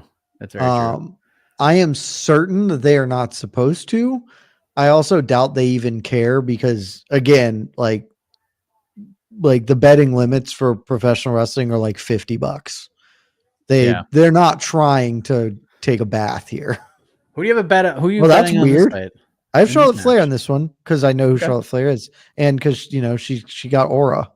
That was a fun little sequence of figure fouring. There's a whole that bunch didn't of go stuff. anywhere. There's a punch. Oh, she goes head first into the turnbuckle. What's Tiffy gonna do? Oh, Picks her up and over. Well, Alabama slam. I have figured out that if I right just to look for the buckle. knee brace, I'll know which one of them is Charlotte Flair. Some punches to the back. Oh, Up on Tiffy's the got her up. shoulders. She's gonna try it That's again, just Jed. She's gonna try it again. Just a setup move. Oh, I do like the bouncing all the way she up. hit that one. She got it. Are we done here? Is that a two. wrap? We are Oh done. no, Charlotte! We are Why done. did you do that to me? I think Tiffany Stratton's wearing a mouthpiece, Jed. That must be the key to Hey. victory. I mean, look, she can take the punches better. That's good for her. Tennessee is a great song, by the way, by Arrested Development. Arrested Development, many just slappers. Tennessee's a great song. Man, Charlotte People Flair. every day. I shouldn't have bet People on every you. day is an No. absolute jam. Masters, I'm not embarrassed by any album I've ever bought. Also, I haven't bought that many because I don't know. Napster came around when I was in my high school years, so. Oh yeah. But I'm not embarrassed about any. Yeah. I listen to a whole bunch of shit. I don't care. You might not know this. There are not many things that I'm embarrassed of because if I like it, what do I give a shit if you don't? Exactly. That's why we're here doing a watch party for WrestleMania on an MMA channel. Yeah. Like we're just having fun. If you want to Just have having a fun good with time. us, have fun with us, you know? Trying to think. Yeah, I mean, there's nothing that would even be close. Like I bought a couple Weird Al Yankovic albums, which like I haven't listened to Weird Al in years. Whereas like most other stuff I probably like still listen to or is somewhere in the rotation. But dude, everyone bought a Weird Al album or two. We all did it. Yeah. I lost on Jeopardy, baby. Weird Al was Legitimately, half the times I listen to American Pie, I will break out into the Star Wars Episode 1 version from Weird Al by accident.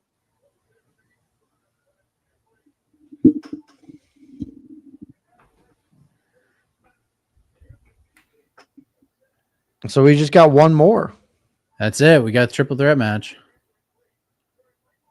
How do those work? You can whoever pins the first person wins, or do you have to survive the other two? So these it's just first pinfall or submission wins the match. That's how they roll. I can't imagine this is an Avengers like experience. None of this film seems like Avengers. It's a fucking vampire movie. Deliver a banger.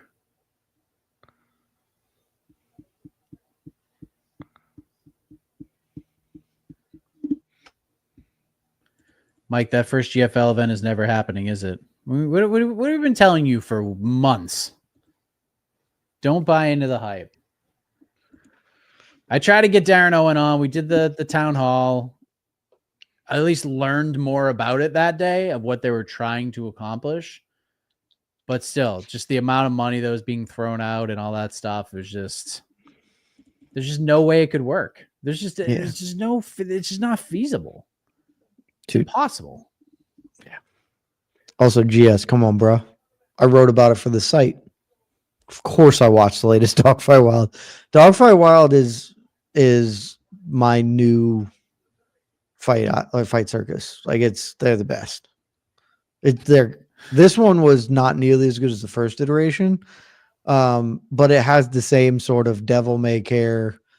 We'll make up the rules as we go along. Calvin Ball sort of shit to it. It rocked. They got the cool Vegas bar where look at all the in WrestleMania parties Sphere around the world. That wasn't at Sphere, was it? I mean, if it's not in Sphere, it's in a. That's also the thing that you can do, but why wouldn't it be in Sphere? You know, Benjamin Walsh. You can Google Dogfight Wild and MMA fighting. We've got articles on the 2 events, and you can rewatch them. They're just posted on YouTube. I forget the dude's name, like Jordy something. He's like extremely famous Spanish YouTuber who just messed around and made like a nonsense fight promotion where they just do silly things, and they do an event like every 8 months or something.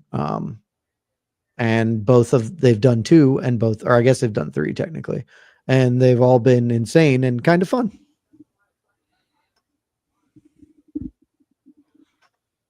Thought that was the Bob Does Sports guy sitting front row of Mania, but maybe not.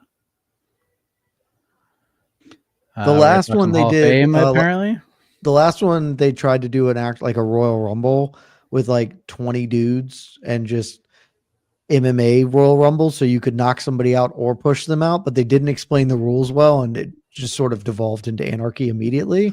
And then they just restarted and did it again.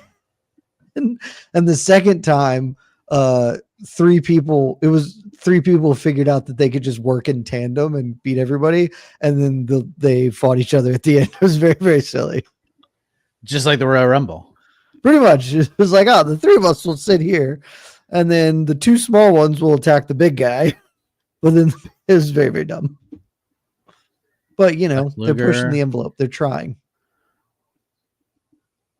Lex Luger getting in the Hall of Fame. I did not watch the Hall of Fame last night. I saw people asking earlier. I did not watch it. I love how it's fun when a match gets out, you know, WWE matches get into the Hall of Fame. So that's always fun. A mortal moment. A terrific match. Oh, look at them together. Bret Hart and Steve Austin. That's cool. The double turn. Is this like the fight of the year or whatever? The fight that gets inducted? This was the fight, yeah. This is the match that got. So they're inducting a match. Yep, the WrestleMania 13 match between Bret Hart and Stone Cold Steve Austin. It was a submission match, Jed Meshew, and the special guest referee for said submission match was none other than Ken Shamrock. Was the special guest World's referee. Most Dangerous Man. World's Most Dangerous Man. This is before he became like a full-time WWE wrestler, and it was fantastic. Stone Cold got cut open bad. Triple H got inducted into the Hall of Fame. Yeah. That's an incredible. Like, I'm not here to say he shouldn't be Hall of Famer. I know who he is. He obviously should probably be in the Hall of Fame. Him getting in like the year he takes over the WWE is incredibly funny. Yeah. Who should go in this year? Like I think it should be me, guys. You know, who makes the decisions here? I do. Looks like I'm going in. Dana should just put himself in. Dana should put himself in the UFC Hall of Fame. I would respect it so much. I would respect it so much. I would enjoy it. But I bet Triple H's speech is really good. That's the thing. Like, yeah, Dana 100% should go in, right? Like, Triple H 100% is a Hall of Famer. It's the optics are just unbelievably funny. Of like, Vince is finally out and I'm in the big chair. Let's talk about Hall of Fame. So I'm thinking Lex Luger, whatever that fight was that you mentioned, and we got another spot. Who should it be? Who could it be? Maybe me. This is great. This is absolutely incredible. So funny. So interesting tidbit. When I grew up in the Boston area, I grew up as a little kid in a city called Malden, Massachusetts, and there was a in Malden Square, that's where I would bowl. Killer Kowalski had a wrestling gym in Malden, Massachusetts. Triple H was a student, and they would do little spot shows at Malden High School. And I watched Triple H wrestle. Well before he was in WWF, well before WCW. His name was Terra Rising. That was his wrestling gimmick. Wow, that's a bad name. Terra Rising, yeah. And then he became And then he became John Paul Levesque. I think in WCW. Shooting the bird is also great. Just committed. Freaking Typhoon. Let's go. Okay, that's a fun team gimmick. Michelle McCool. The Natural Disasters. Yeah.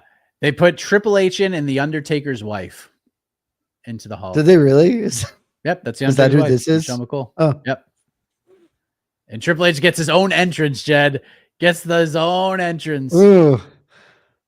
Guys, I think when we do this at Mania, what we should do is everybody else just stands out there. And then I think when Triple H, that's you, Paul. Yeah, I think when Triple H comes out, he should get the full intro. He should get the last man, maybe some pyro. It's just like, this is incredible. Even Bret Hart's like, look at Bret's face. He's like, It's what just- the fuck is this? This is the most ridiculously awesome thing I've ever seen. Dana White should absolutely do this. 100%. 1 Why billion wouldn't you? percent do this. This is so incredible. Actually, you know what they should do? This is what PFL should have a Hall of Fame, and Don Davis should put himself in as the first inductee. It would be friggin' amazing. It's so outlandish. Is O'Malley Not that it's wrong. Not that he doesn't deserve to be here. It is. All right. Raheem super chatting asking if Sean O'Malley is injured. I'm not on Twitter Is there because we're doing reports? this. Did something happen? Let me go to the Twitcher machine. Bret Hart is like, I get what this is. I get it. I understand it. I mean, Yeah. look, I would do the same thing. Let me tell you, if we make an MMA Fighting Hall of Fame and I'm put in charge, the first motherfucker going in that is me. But it is so funny. I had hair. It's a true story. In fact, I could probably show you a picture of me with hair right now. Hold on. Let me see if I can find it.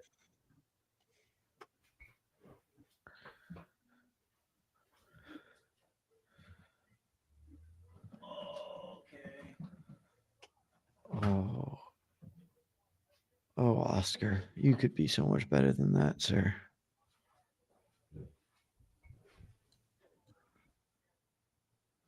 All right. People want to see the hair though. It is jarring because I've only ever known you without hair. It's a strange thing. Let's see. Okay. I got the high school yearbook. Let me see if I can Of the Cosmo. Oh yeah, bring it in. All right, zoom. Just hold it. Let the camera focus a little. bring it back a little bit. Well, pull out maybe a little Right more. there. Right in the middle. That's me Out right there looking like a young Channing Tatum. That's me. There you go. It happened. There was a time.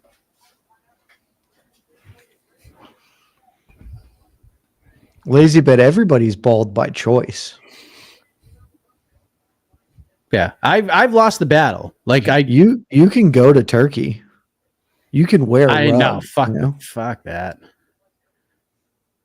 No chance. I can't. I just can't. I've accepted my fate, and now I can't even imagine myself with hair. Yeah, you're just so not with hair. You don't need it. I can. I forgot the year. The Wi-Fi is booming. Entertainment stand. All right, we're getting the triple threat match. So Seth Rollins is the betting favorite to win this. I have bet on Roman Reigns. He is the biggest underdog. I bet on him at plus 450. CM Punk is like plus 200 or something. You guys are a bunch of. I don't really know. What is it? Is this for anything or just a triple threat match? It's just a triple threat match. But they're Just to give like the CM most Punk his famous. WrestleMania main event. I say, but they're like the Never most got. famous people doing shit today. They're three of the biggest stars for Yeah. sure. I know who all of them are. I like you just had your high school yearbook on standby. Now it's just it was like in one of the doors of the entertainment center, and I was like, oh yeah, shit.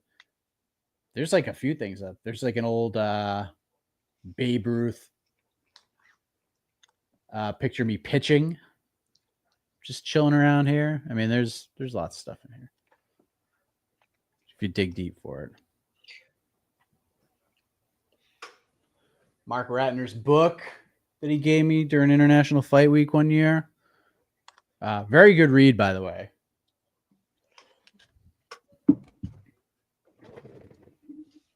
Where's the other dude from the Shield? What's he doing these days? He is the worst wrestler in the world. That's unfortunate. Yeah, he's in AEW as their champion, and everybody like can't stand him. He sucks, dude. He frigging sucks. Is that why he's So in bad. AEW instead of the WWE? No, he's making probably terrific money in AEW, but just nobody cares. Like he's got that X-Pac heat right now where it's just like, it's not even like booze because you're a bad guy. It's booze because we're so sick of you. It's crazy. What did he do? He's just a bad wrestler. Like he's just That's bad. not ideal. Tries to do all these crazy hardcore matches. He had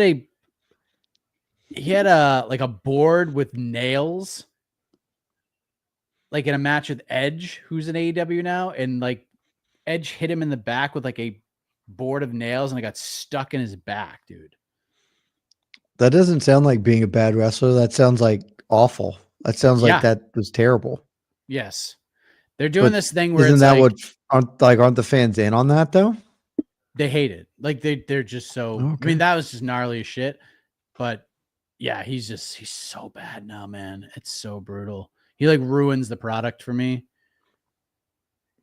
They had like the last two pay-per-views were like really good, and it ended with him like winning in such shitty ways that it just like spoiled it for everybody. It was just like, it's stupid. But he was the best one on the Shield at the time. Are you talking about the dude that got cut deep with glass doing some sort of outdoor hardcore show? I saw a Dark Side of the Cage on it. Well, that sounds gnarly.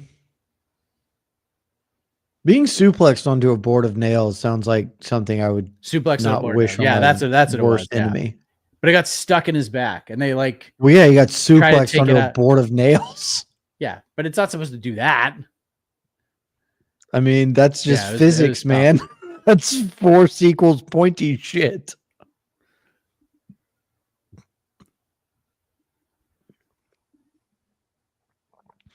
I will say this promo is not really telling me much about the story here, other than that they don't like each other.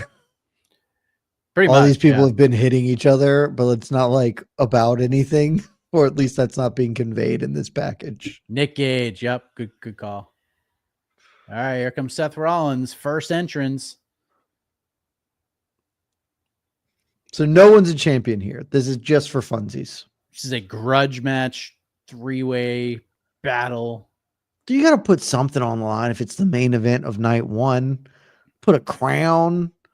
I don't know, Right. a trophy, a main event spot at the next pay-per-view or something. I don't know. Seth Rollins. Will has a M, the favorite is flamethrower. Seth Rollins.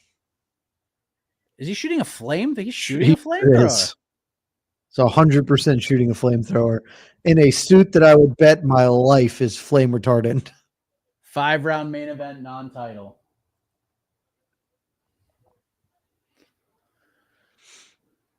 I mean, if 12th that's career the WrestleMania. coolest, Hold on, that math does not add up. 12th career WrestleMania, but he's 7-6 at WrestleMania. he competed twice in 2015 Oh, that's true, and that's true. 2024. That's right. Touche. My bad. Also, whoever said Oh. this is the coolest entrance ever seen has never watched wrestling. This entrance, it's like fine. I'm seeing a black screen and nothing. So am I. I don't know if It's on this is ESPN intentional. Plus.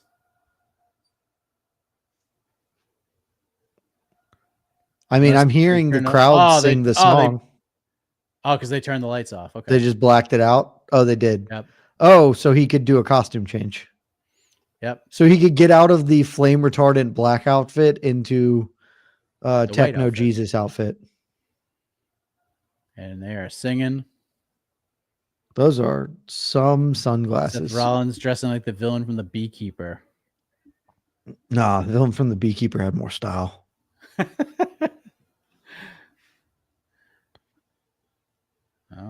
Big bone for Seth Rollins. Does he have You're nails right. on his sunglasses? Encyclopedia, old man Dave. I know so much. I know that Seth Rollins competed twice at WrestleMania's some 2024 and one of the other years. It's a great comment, old man Dave. Shout out to Kenny Florian, by the way. Ken Flo. Shout out to John Anik, too. Guy's just such a joy to chat with. Just does it. He just tells it like it is. Seth is in the ring. Do they give Punk the last entrance? Or do they give Roman the last entrance? Masters, I'm pretty sure scientists have proven that the egg came first. So do with that what you will. I'm not a scientist. Dude, Kenny Florian went on to like host Battle Bots. It's probably the most successful part of his career. BattleBots is an institution. He's got the pod. He's got he did some PFL. Dude, he did PFL broadcasting for a while too. Like sure like was. He was okay. Seems like he did all right.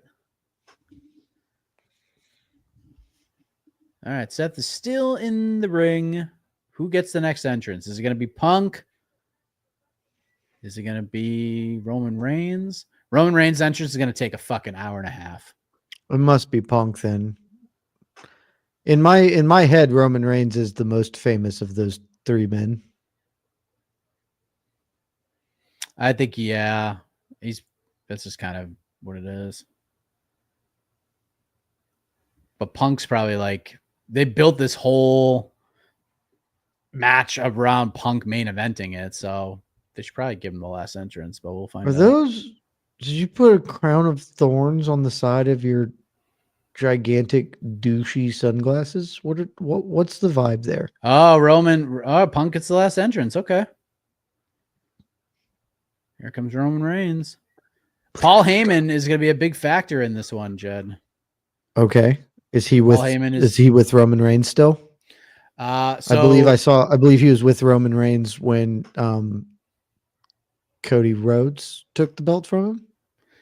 Yes, and has been with Roman the entire time. However, CM Punk was owed a favor by Paul Heyman by teaming up with Roman for the War Games match. And Punk's favor was, you have to be in my corner for this match. So Paul Heyman will be in Punk's corner. So a lot of intrigue and mystique surrounding what Paul Heyman is going to do, because he does have history with all three of these guys. Roman Reigns is the quote-unquote tribal chief. CM Punk is his quote-unquote best friend. A lot of people are thinking maybe he'll turn on both of them and go with Seth tonight. So, we'll see. Also, Benjamin, I've gotten all the picks I bet on favorites. You'll be surprised to know that the betting favorites are undefeated on night one of WrestleMania thus far. It's almost as if the book knows. But if there's one match where, I mean, if you're going to pull a swerve, do it in the main, right? Yeah. Seth being the favorite's kind of surprising. Got to be honest with you.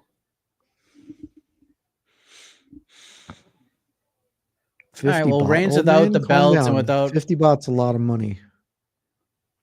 Roman Reigns looks in terrific shape. Looks good getting off the bus.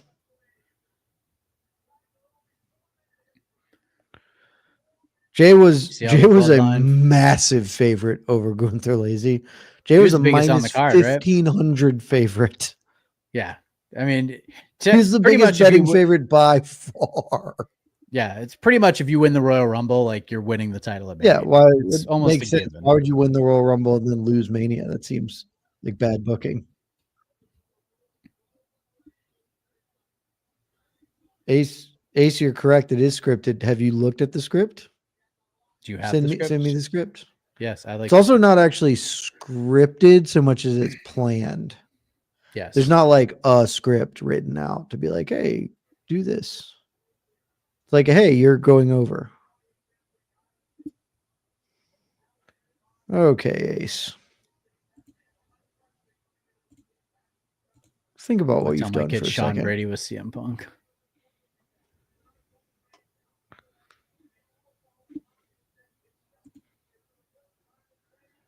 All right.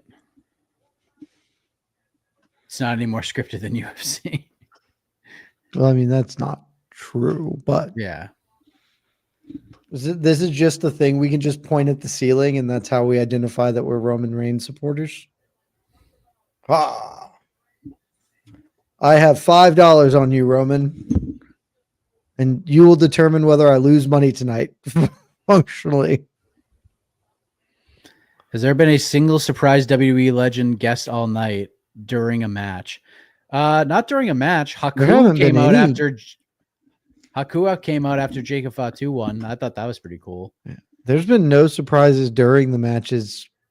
There's only been like the 2 instances of cheating. And didn't both guys lose?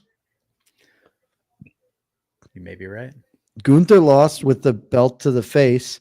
And then did El Americo? Yes, with cheating. He won. He won? Oh, okay. He won with cheating. I honestly did not remember who won that match.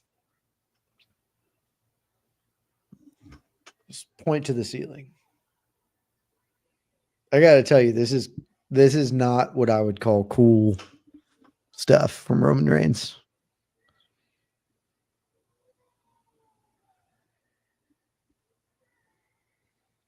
What's OTC? Original tribal chief. Original? Are there imposter tribal chiefs? Yes. Okay.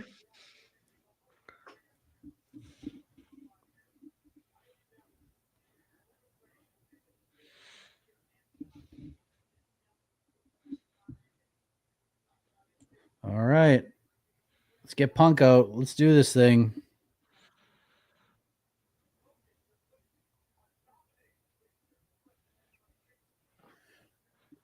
This is taking a really long time.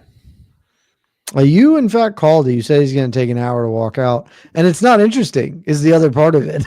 And this is one of the shorter entrances of his career. Like, if you're going to have a walkout, right, do interesting things, not just slowly walk and then point a bunch.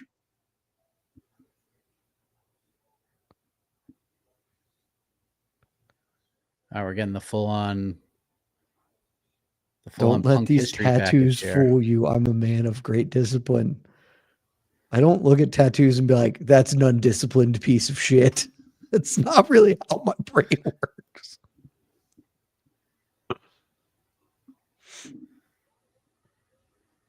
The Cult of Personality song's a good song. Living Color. So that is cool to walk out to that.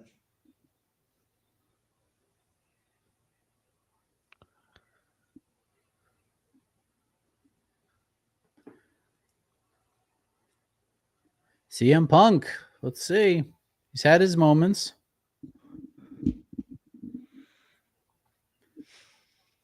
He was always the guy, like, there's no chance he'll ever come back to WWF. There's no chance. They always say never. But when it comes to Punk, it's never.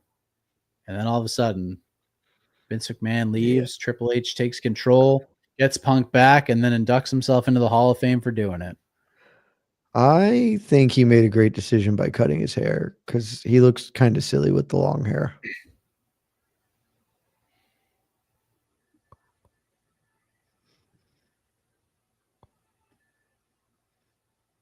Yeah, he had all different looks. I mean, this promo has given us a lot of looks at him. Benjamin Walsh, I agree. Punk is never coming back to the UFC. That's true. Unless he fights Seth Rollins in like a real MMA fight. The Oh, UFC would honestly, absolutely put actually, that fight yeah, on. that could happen. The UFC would absolutely put that fight on. 100%. That would be bad business not to. The best in the world. CM Punk chance. Well, the Braves finally win. Oh, they're gonna Way to get. go He's for gonna the- get the live entrance from Living Color in the building. I mean, if you're gonna do it right. Bad flag code. It's a cool guitar. Shredding. Hit it, baby. There it is.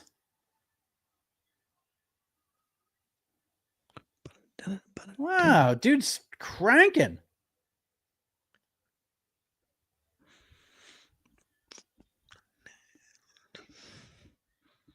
Wow, dude can sing his ass off.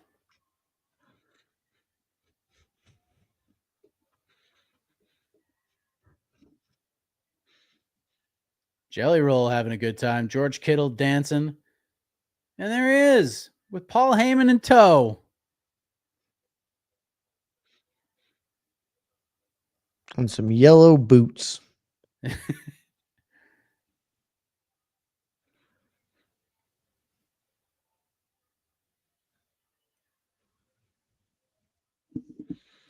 Pretty cool.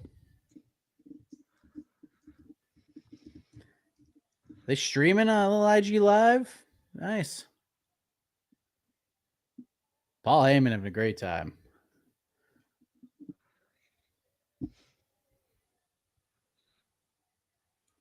It's clobbering time, Jed.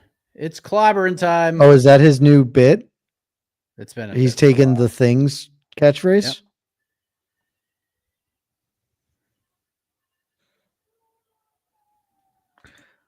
Bam. And old man Dave, nobody does it in this country, which is kind of annoying.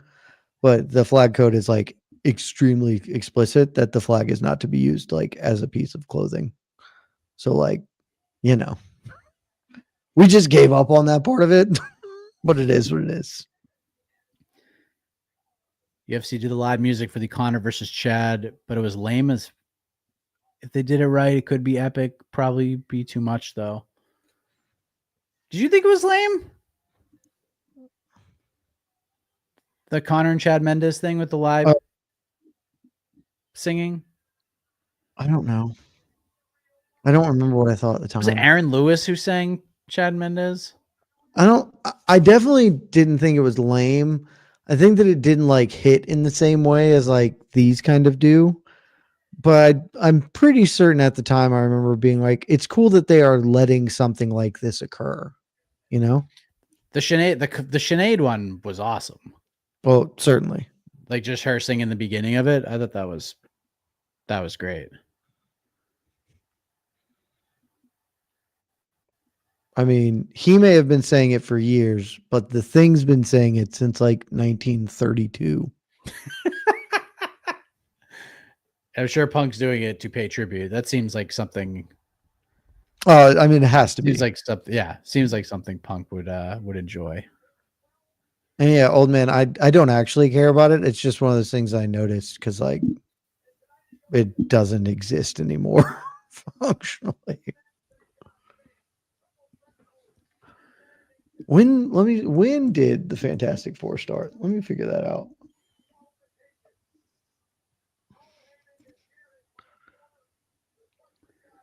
Okay, Right. I predated it a lot. 1961, so not 1934. 1961 was the creation of the Fantastic Four, and it's clobbering time.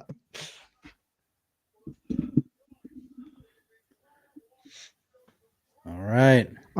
Seth Rollins has the best get up. I'm pretty sure Roman Reigns would win a real fight between these three. He's a giant man.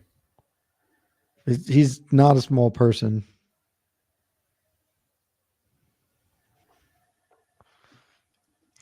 Reigns looks in like maybe the best shape of his career right now. I'm gonna go on the record, Mike, and say that this match will be determined by Paul Heyman. Whoever he betrays, I don't know which one it's gonna be, but he will be the deciding factor of this bout. I mean, it probably should be that way. You might be punctilious in assuming that.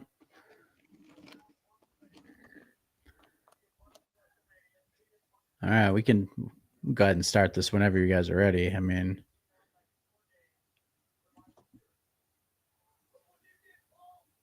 oh, you ready to go? We got the bell rang, Jed Meshew. We're here. Oh, let's do it.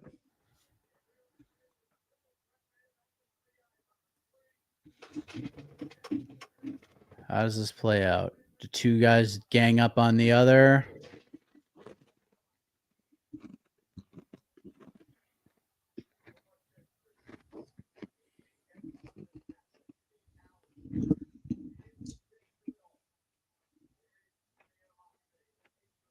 And Punk rolls out of the ring.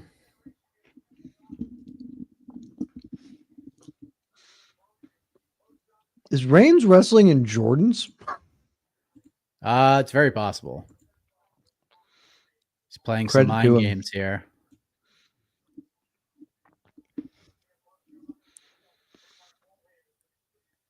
Definitely playing some mind games. And now Seth Rollins is saying, hey, yo. I need you to tell me when CM Punk chops Seth Rollins. Oh, and then Roman just punches him right in the face. So there you go. Tell me when CM Punk chops Seth Rollins. When CM Punk. Oh, wow. You must be way ahead. I got way ahead of you, apparently. All right. Roman is punching Seth Rollins in the corner. Now he punches Reigns in the back. Punches Reigns in the face. Punches Reigns in the face. And chop. All right. We're back up. All right. Chop. Some damn good chops right there. Oh, those really are like actual Jordan wrestling boots. It's pretty sick. Those are not Jordans because they've got the top tie. I wonder if those are custom or they must be. Oh, flying clothesline from Roman Reigns. Nice. Chat's on fire right now. I'm enjoying this. Wrestling matches never go to a decision. That's true. That's a great quote. Pretty bad fight IQ. Can't leave it in the judge's hands. Reigns is... Oh, okay. Little jumping leg drop to the back of the... to the back of the neck of Seth freaking Rollins. Pat McAfee mentioning the Jordans as well, Jed. There's a partnership apparently with Roman Reigns and the Jordan brand, which isn't surprising, I suppose. That's pretty sick. What a world Pat McAfee has created for himself. It's pretty wild. It's impressive. Yeah. Dude is like living the dream.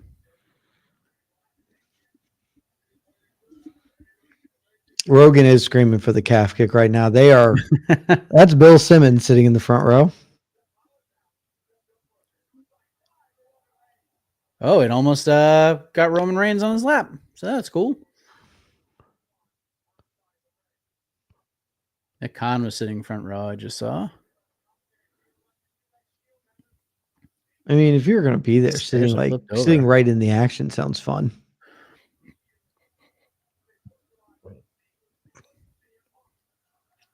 And the fans are singing, and Seth and CM Punk they've locked eyes. I feel like two of you should like team up and beat the soul out of the third dude and then fight each other when he's dead. Oh, there we go. Now they're punching. Now they're fighting. Are there countouts in a 3-on-1 triple threat match, whatever this is called? No, there's not. Oh, well, makes sense then. Yeah, they can just fight wherever they want.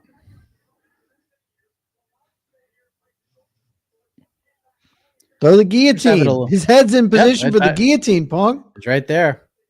Oh, and he clotheslines him. We fighting in the crowd? He's up on the top rope. Kaboom. Oh, they take the chair. The WrestleMania branded chair. I just spotted the dude. Who's the big jack dude who thinks he could beat up all the fighters? Bradley Martin. Yep, he's there. Something like that. Yep, Bradley Martin in the building. Masters, I haven't seen any of his wrestling career. I saw They Live because that's a movie. And it's like, it's not like classic, but it's like a cult classic. But I know who he is. Trash can to the face. We got weapons, Jed. We got weapons. Does a trash can count as a weapon? I mean, it's being used as a weapon, but like I think of like a kendo stick as a weapon or a chair. I just saw a Cactus Jack t-shirt, Jed. Maybe you should buy one of those. Shout. Also, I've never been hit by a metal trash can. It doesn't look like it hurts that much, but that has to be wrong. It can't feel great, but like they crumble so easily. It feels like that wouldn't actually hurt. Now Punk got a suplex him on the trash barrel? Now, sure is. Suplexing somebody onto a concrete floor does seem like it would hurt. Trash can or no? Yes.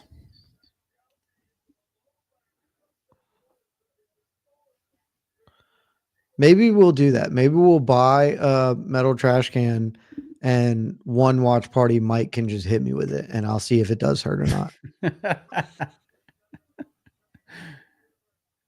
Might have to get like the gimmick trash cans though, like they have. I know how to take a bump.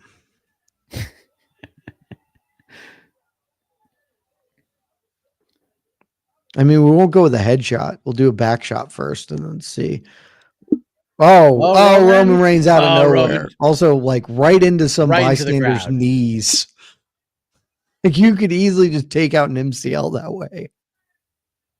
Old Man Dave, I am certain that they would, or that BC would.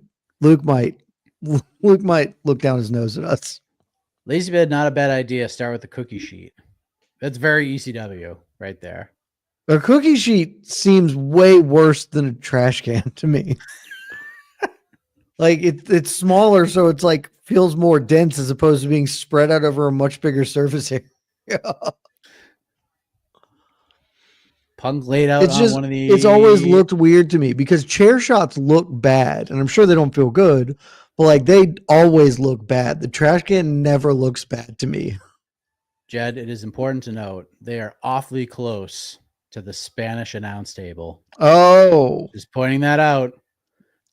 They're looking at why can't it be like the German announce table? Oh, Jed. Oh, he's taking the things off. Oh, here we go. Also, if you're trying to hurt somebody, why do you take the monitors off? I love that theirs doesn't have like monitors set in. It's just a table so you can clear all that shit off and throw somebody on it.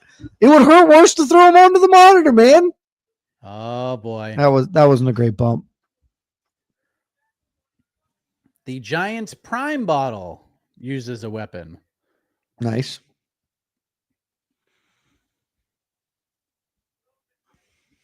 Punk is not going to be getting the table here.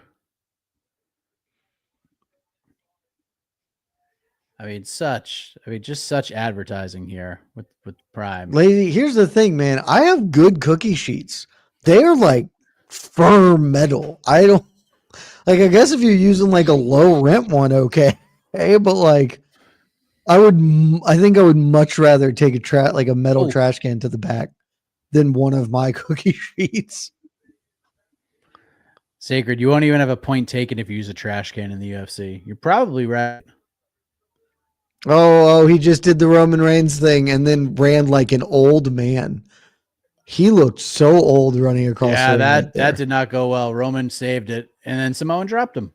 Not as good as Jacob Fatu's. Oh, and Seth just got uppercutted in the face after flying through the air.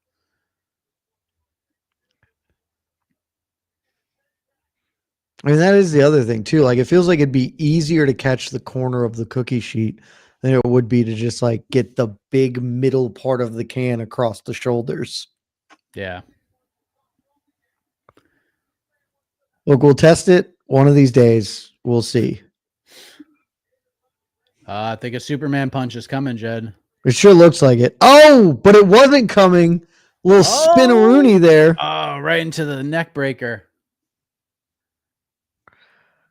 You shouldn't announce to your opponent the move you're about to do. That is not the greatest strategic plan. Oh, right up top. Oh, he's going for the go to sleep. Going for the go to sleep. Oh, we got to. Oh, that big knee looked to the good. face. He's real good at that knee. He really is. Like he makes it look, or he just hits the shit out of his opponent in the face because he makes it look good. I assume he doesn't actually knee the shit out of Roman Reigns in the face. I think he's about to knee both of these gentlemen. Or at least that's the play. That one wasn't as There's good. That one very clearly came across the chest shoulder. But like that one looked, it obviously hits here, but it looks like he pops him in the face with it. Is he going to do it again? Another one.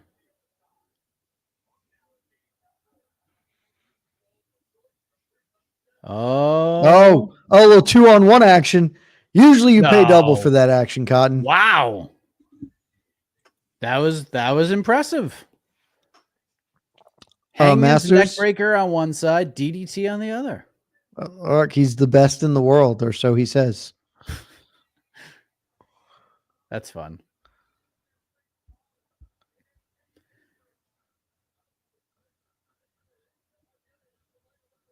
Big moment here. Stadium just looks so cool right now. Thanks for catching that, old man, Dave. Oh, Punk's on the top rope. Who are you even attacking here? Are you trying to go to both? What's the move? You're taking a lifetime up there. Jump. That's he got it. I was about to say he's going to roll away because you took too much time. You big dumb idiot. Paul Heyman making faces. He's saying, calm down. He's a little conflicted, Jed. And a body slam. Wham. He's going to try to do the same thing. Going up again. This is too much. You can't. You're stiffing your own farts here. You're too excited. It's not going to work. Look at that. Told you. Oh, boy. Oh, boy. No. Not on that top doesn't feel like Roman Reigns is in position. He feels like he's about to. I would say, yeah, get up there. Oh, what's he doing? Oh, boy. Oh, this is about to be CM Punk off the top clothesline or something of clothesline. I called it. Look at me knowing wrestling. Oh, the Doomsday Device. That was pretty sick. Oh, get wrecked. Superman punch. Let's go, baby. Let's go. Damn it. Oh, it was so close. What is the Doomsday Device? That was the Road Warriors or the Legion of Doom's finisher. That was their finishing move. They put him on the shoulder. They clothesline him into a flip. I mean, that's pretty awesome. Yeah.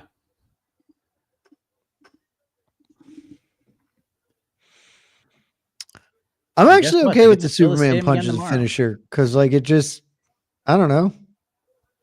Why not? I mean, it's fine. Roman is firing up this crowd right now. Oh, Roman got some veneers on him. Yep. It's spear time. Those teeth are. Oh, knee to the face. Oh, he's going for the go to sleep. Oh, elbows. 12-6 elbows. Legal now. I was standing. I was totally legal. Bam. We're getting the booyahs. I know very little about pro wrestling. I'm pretty sure that the RKO is the greatest pro wrestling finisher of all time. Randy Orton will be wrestling against a mystery opponent tomorrow on night 2, Jed. Oh, again, rock bottom-esque. 1, 2. The fact that meme like permeated outside of wrestling culture to where I know what RKO out of nowhere means it's pretty great. That's not an anaconda choke. What are we talking about? The anaconda vice. That's what he calls it. That's a nothing. You couldn't be more safe here, Roman. Nothing bad is happening. Old man Dave, we're doing a night 2. If he keeps pulling you up, he could theoretically get a compression choke here, but yes. Old man Dave, yes, we're coming back tomorrow. Kaboom. Oh, splashed them both. 1, 2. Oh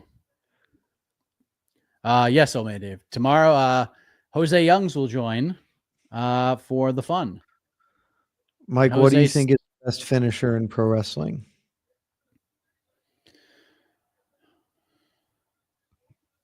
I mean, the stunner rules. Well, It's a great one. It's classic. RKO or aka the diamond cutter. Let's make sure DDP gets his shine. I just like that you can do guy- it out of like any position. Is pretty Yeah, cool. and that's how DDP used to do it in WCW. Would just do it out of weird positions. Randy Orton's obviously taking it to other levels. Pedigree's pretty nasty. The like supercut of him like catching dudes like jumping and just being like, I'm over here, get it, is like, yeah. Ooh. Yeah. It obviously is very silly, but it's sick. The buckle bomb from Seth Rollins. Seth Rollins, big CrossFit athlete. Seth Rollins. Big CrossFit. I also feel like frog splashes should be finishers, but they just do them all the time. Yeah, it's just such a different game now. With Like that feels like all going these to the big top rope spots. and hitting the splash for the win should be the win. Now it's just like the first turn of the story. Yeah.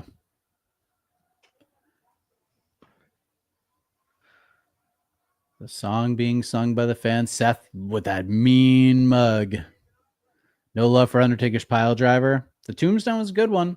Also, again, JBL with the just big clothesline is super funny to me. The clothesline from hell. I mean, it's a great name. Great name. Yeah, I'm just I'm gonna swing as hard as I can. Oh, the spear. Oh, Seth. Oh, he's going for the pedigree. Going up. Oh, flipped out of it. Oh. Spear. That wasn't a very good spot. Into the pedigree. That was pretty wild. There's the stomp. And he kicks Punk out of the ring. Roman Reigns can't could die be like it. this. Can't die like this. One. That's right. two. That's my boy. Kicks out. This has been very good. This is a very good match. A lot of fun things are happening. Yeah. They even let that one kind of play through the slow motion because Yeah. executed it okay. There's the curb stomp. Is that what that's called? The curb stomp? I don't think It's it's a called that ridiculous anymore, name. but it was once called the curb stomp. This is a ridiculous name.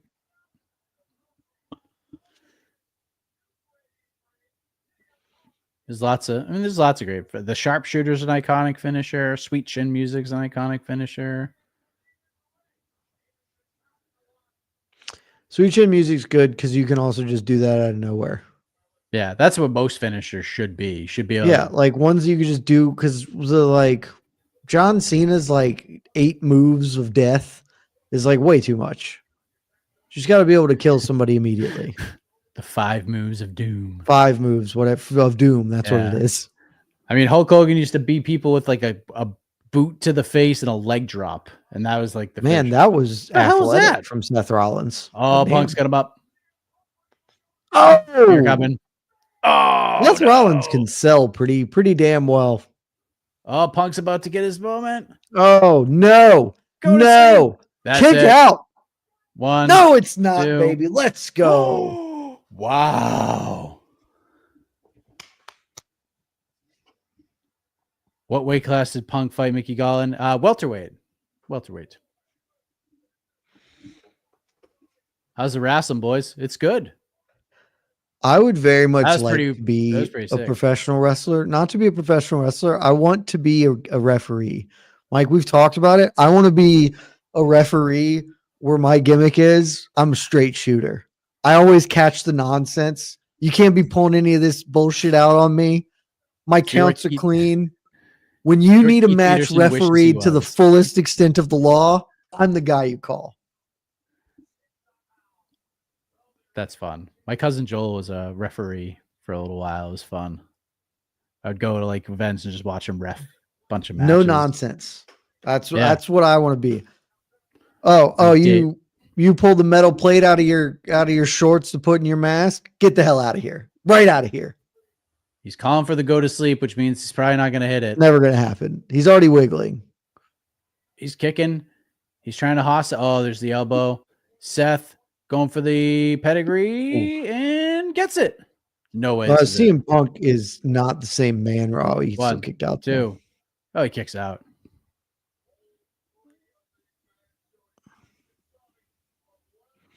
So fun. Liam, that's the thing. One day after building up a long track record of being no nonsense, one day one of the heels would get to me and they'd grease my palms a little bit, and then I would cheat for them to help them win the title, and it would be the greatest scandal of the era.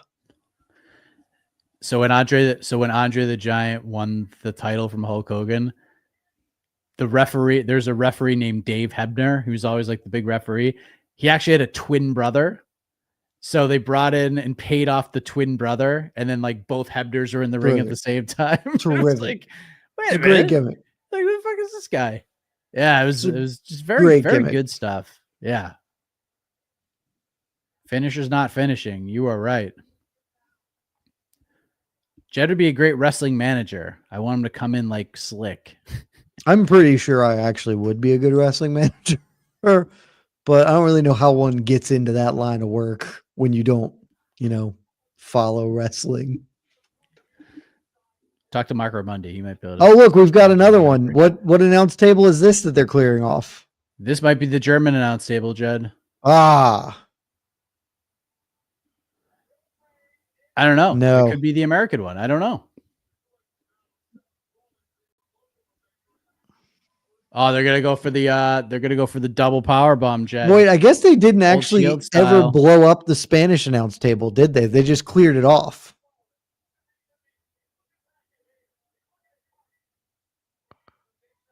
Not sure what's happening here. Well, it appears that they are trying to work together, but Roman Reigns is having a double bomb. Emotional turmoil about working together here. Not anymore. Nostalgia. They're going for the shield bomb. Oh, the betrayal. The betrayal. And CM Punk goes up. And what goes up? Is he going through the table? Come down. The American announce table. Oh, my goodness. The drama. Just terrific. So, can't believe it. So betrayed. Seth Rollins got sucker punched. Oh, now he's going through the Spanish announce table. Oh, man. Those tables really fall apart. Look at how exploded those tables are. Wow. Man. Yeah, I got to tell you, Liam, it doesn't seem like Roman Reigns is about to win me this bet. I think you're about to win the bet. I don't think so. Ooh. I think this feels like the classic. He's set up well, and now CM Punk saves the day. Wow, he kicks out. Oh, that still can't feel good. And just a tell you what, I got an appreciation for Seth Rollins now. The man sells well. He gets hit well. He does. He gets got. Gets got real good. Man, there's a lot of veneers in that mouth of Roman Reigns. Just, yeah. Just look like cartoon teeth. Roman might be getting a little frustrated, Jed. Might be off his game. Oh, buddy. Just hit him. Just kick him. He's grabbing Punk now. Man, Mr. Cunningham, happy Easter. It's almost there. An hour and some change. Thank you, Mr. Cunningham. I'll be playing ground upon Rollins. You're absolutely right. Also, I'll tell you this here because we didn't end up doing it. I wanted to do a greatest comebacks in MMA history to celebrate Easter, and I was told no. He's got the ghillie on. Arm in, ghillie. Arm in, though. Arm in. Also, you're not engaging the lats enough. You got to get that, lock the lats in there, kid. Look at Heyman's face. He's jumped it. Oh, he went full Dustin Poirier. Oh, Dustin would be proud. You got to hang on until Seth Rollins can get in there and save you, bud, or just roll out. So proud. Oh, he turned into a pin. 1, 2. Oh, he was trying to do something there. he's going for the Anaconda Vice. And he got it. Yeah. Oh, this is deeply not doing anything. I mean, maybe you could find a wrist lock there. Seth has rolled back into the ring. Oh, Seth Rollins, kick him square him right in the balls. Is he sharp? He's going for the sharpshooter. Oh, he's going for a figure 4 leg lock. Oh, my screen went black. Never mind, it's back. What the fuck? Yeah, same thing. Sharpshooter is applied.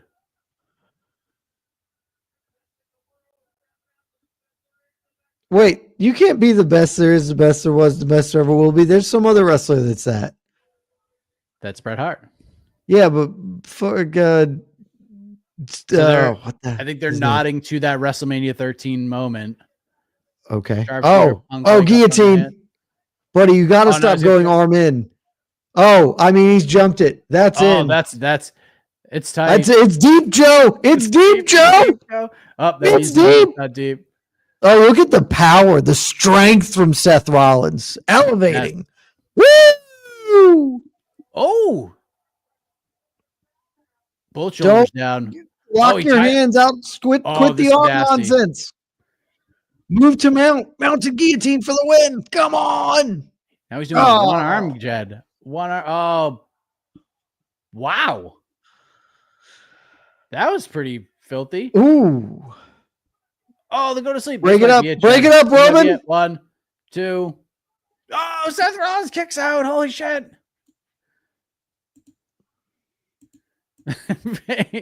David's facial expressions is incredible. This is definitely the best match of the evening. Oh, yeah. Which I guess isn't surprising. If Ivar would just show up and be like the 4th guy. Dude, Ivar was sick. Match of all time. Punk is sitting up. He seems to be the more energetic of the 3 fellers. Getting himself pumped. All right, Graybeard, let's go. Monitor on the floor.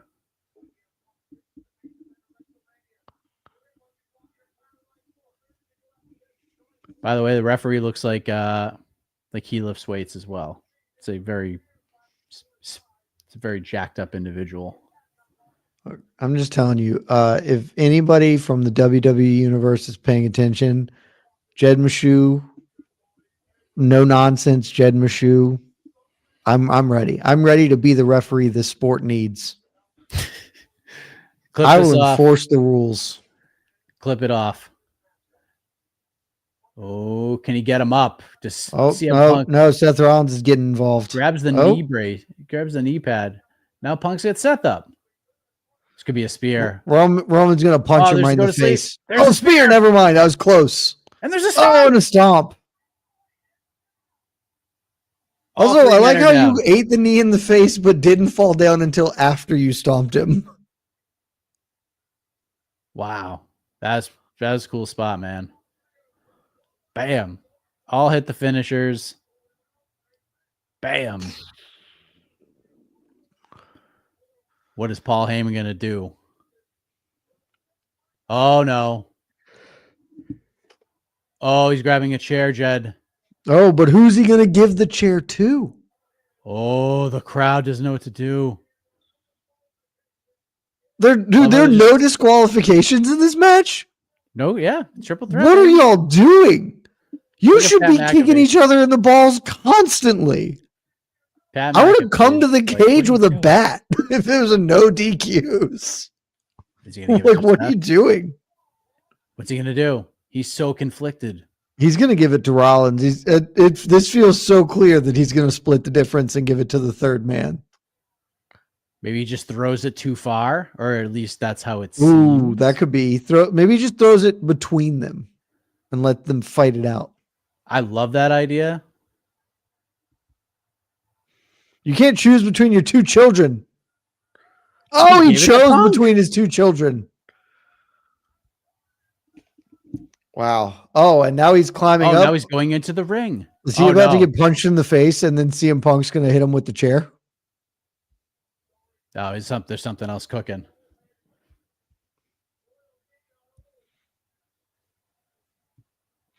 Look, it's his best friend. That's just good friendship, guys. I'd do the punch same. Him in the balls. I'd do it. Oh! Punch him in the balls. Oh! Oh! And Seth Rollins is lurking. That's bad friendship now. You're a terrible friend, Paul Heyman. God.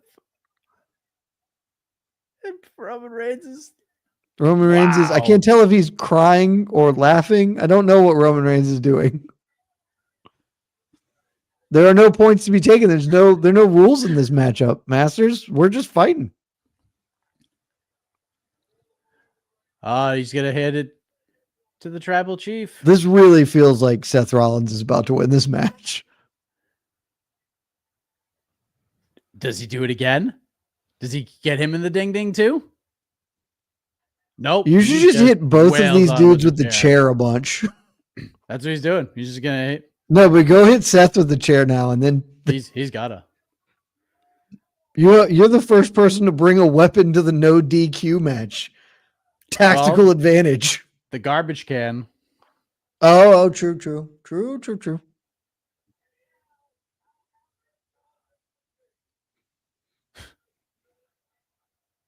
And now the shield is gone. Oh, is he gonna do it? Is he gonna kick? Oh no, Jed. Oh, he's about to get. He's getting countered. He's getting countered.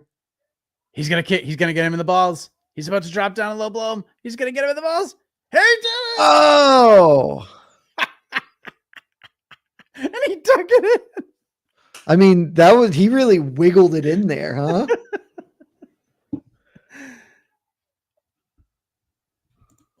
Wow. I mean, I think everybody kind of saw this coming, but the way they did it. I mean, now what if he also does it to Seth Rollins? Here, take this chair and then squares him right in the ball. It would be incredible. That would be great theater. It would be incredible if he did it again. That would be great theater. Oh, he's just sitting in the corner, but he could be playing possum here. Just wait. Also, CM Punk, I know you got hit with a couple of chair shots, but grow up, man. You got hit in the balls like 10 minutes ago. It's fine.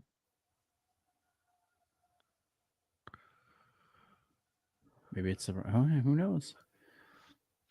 Roman, overcome. My plus 450 on you needs it. Or I'm going to lose like $7 tonight. Maybe we get Seth is about to unleash. I mean, Roman's about to catch a chair right to the face. I guess they don't do face. He won't hit in the face. Yeah, they don't do the face shots anymore. Oh, stop. CM Punk, contribute. Oh, that's it. And that's it. Seth Rollins wins. Congratulations, Seth Rollins. You cheated the best, which is not cheating in a no DQs match. Damn you, Paul Heyman. Damn it. Damn you, Paul. You know what this match needed? It needed no nonsense Jed Meshew reffing. Yes. And Ivar. Oh, we need Ivar more. Yes. Ivar, Jacob Fatu coming out as well. That would have been real fun. Well, hey, Seth Rollins got his WrestleMania moment or whatever. Not what this is all about. I mean, he's gotten a few already. Apparently 7 and 5. I guess he's 8 and 5 now per the thing. And Paul Heyman, wow. A year ago, Paul Heyman, you were there with Roman Reigns. Now look at you. Just moving on to the next big thing. Just choosing his alliances very wisely, Jed. Just doing the thing. Just hitch your wagon to the proper horse, you know? This is just so well done. Honestly, this was a great swerve. The squaring CM Punk in the balls and then doing it again. That was... Especially after Reigns hit him a few times. I'm like, oh, okay. Yeah. and then whoopah, and then digs it in, wiggles the arm around. Oh, that's the funniest fucking thing. I mean, he like telegraphed it so much, but Yeah. the wiggle. Shakes it back and forth. Incredible. Masters, it's done. They're just wrapping it up. We'll see if there's like a.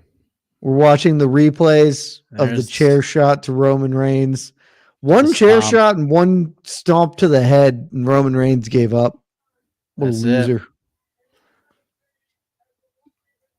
Everybody hit that finishing move. It was a good match, though. 15 times in the match. They It was did a very lot good. of cool stuff in it. Very good match. It was I easily think- the best match of the night. Highlight of the Yeah. night, the flying back body drop thing was dope from Fatu. Obviously, everything that the Viking man did, but most specifically, the front handspring thing was cool. There was something else that was really cool that I don't remember. Yeah. Ivar was the fucking boss. Yeah, that the fat dude trying to break his neck doing a backflip off the rope was pretty sick. Yeah. Oh, and then that 450 was cool. Yes. No post-fight interview. Yeah. I mean, I don't think they do that here. Liam Devine is saying this is going to tie in with Cody versus Cena tomorrow. I guarantee it. Rollins will come out to help Cena. Let's go. Big John Cena guy right here. What lessons can MMA fighters take from tonight, Jed? Cheat. That's always a lesson you can take. I mean, they should already know that by personality? now. Look at how amped the crowd is because you notice all the pro wrestlers are trying to get the crowd involved. Do that. Make people love you. Try. Just try. Trying is good. That will help. Do How fun long things. does this broadcast go Hello? on? It's over. We're done. No, they keep showing stuff. Like, how long do they just show them staring at each other? Oh, I don't know. Mine's off the air, so I'm on a Oh. Liberty Mutual commercial. Seth Rollins is just now leaving the arena on mine. Roman Reigns is so- not up, but he is. Both Roman Reigns and CM Punk are now realizing what has happened. And now Punk and Reigns are gonna come together. Well, they're both laying down still, so I don't know if that's going to happen. Well, not like today, but in the future. Get those two guys together. There's a little asshole. God, No, Calibrated. The real main event is tomorrow. This is the main event of night one. Nothing was on the line other than pride. Yeah. And pride is everything. So And never comes thought I would before the type this, fall. but I'll be back tomorrow. Benjamin, we did Look, it. we won Ben over. We and I won wasn't Ben even over. trying to. I know. See, this is what these are all about. We're just gonna We had fun. We just sit back, we chill, Sat around for have a good 4 time. hours and did nothing. There's no UFC card, so what the hell? Come on here and just talk what everybody else is talking about. So Mhm. that went a little longer than I thought it would. 4 hours, 3 minutes. I realized From Jump Street. midway through, I was like, I think this is going to go to 11. I was like, I don't think this is going to be Well, done at 10. So, Well, I mean, once the entrances for the last match started, I was like, yeah. yeah, bro, we're going deep. Night 2 tomorrow, Calibrator. I may pop in, but I will not be here. Someone who actually knows about pro wrestling will be here for like the big night. Jose Youngs, the esteemed Jose Youngs, will be sitting opposite Mike Heck for Watch Party Night 2 of WrestleMania 41. 41. Yes, 41. So yes, Seth Rollins wins the main event of night 1. Tiffy Stratton retains. We have Jacob Fatu, new U.S. champion. The New Day, new tag team champions, and Jey Uso, the new world champion after beating Gunther. So multiple title changes. And tomorrow we do it again. We got the triple threat women's match. Io Sky, Rhea Ripley, and Bianca Belair for the other women's title.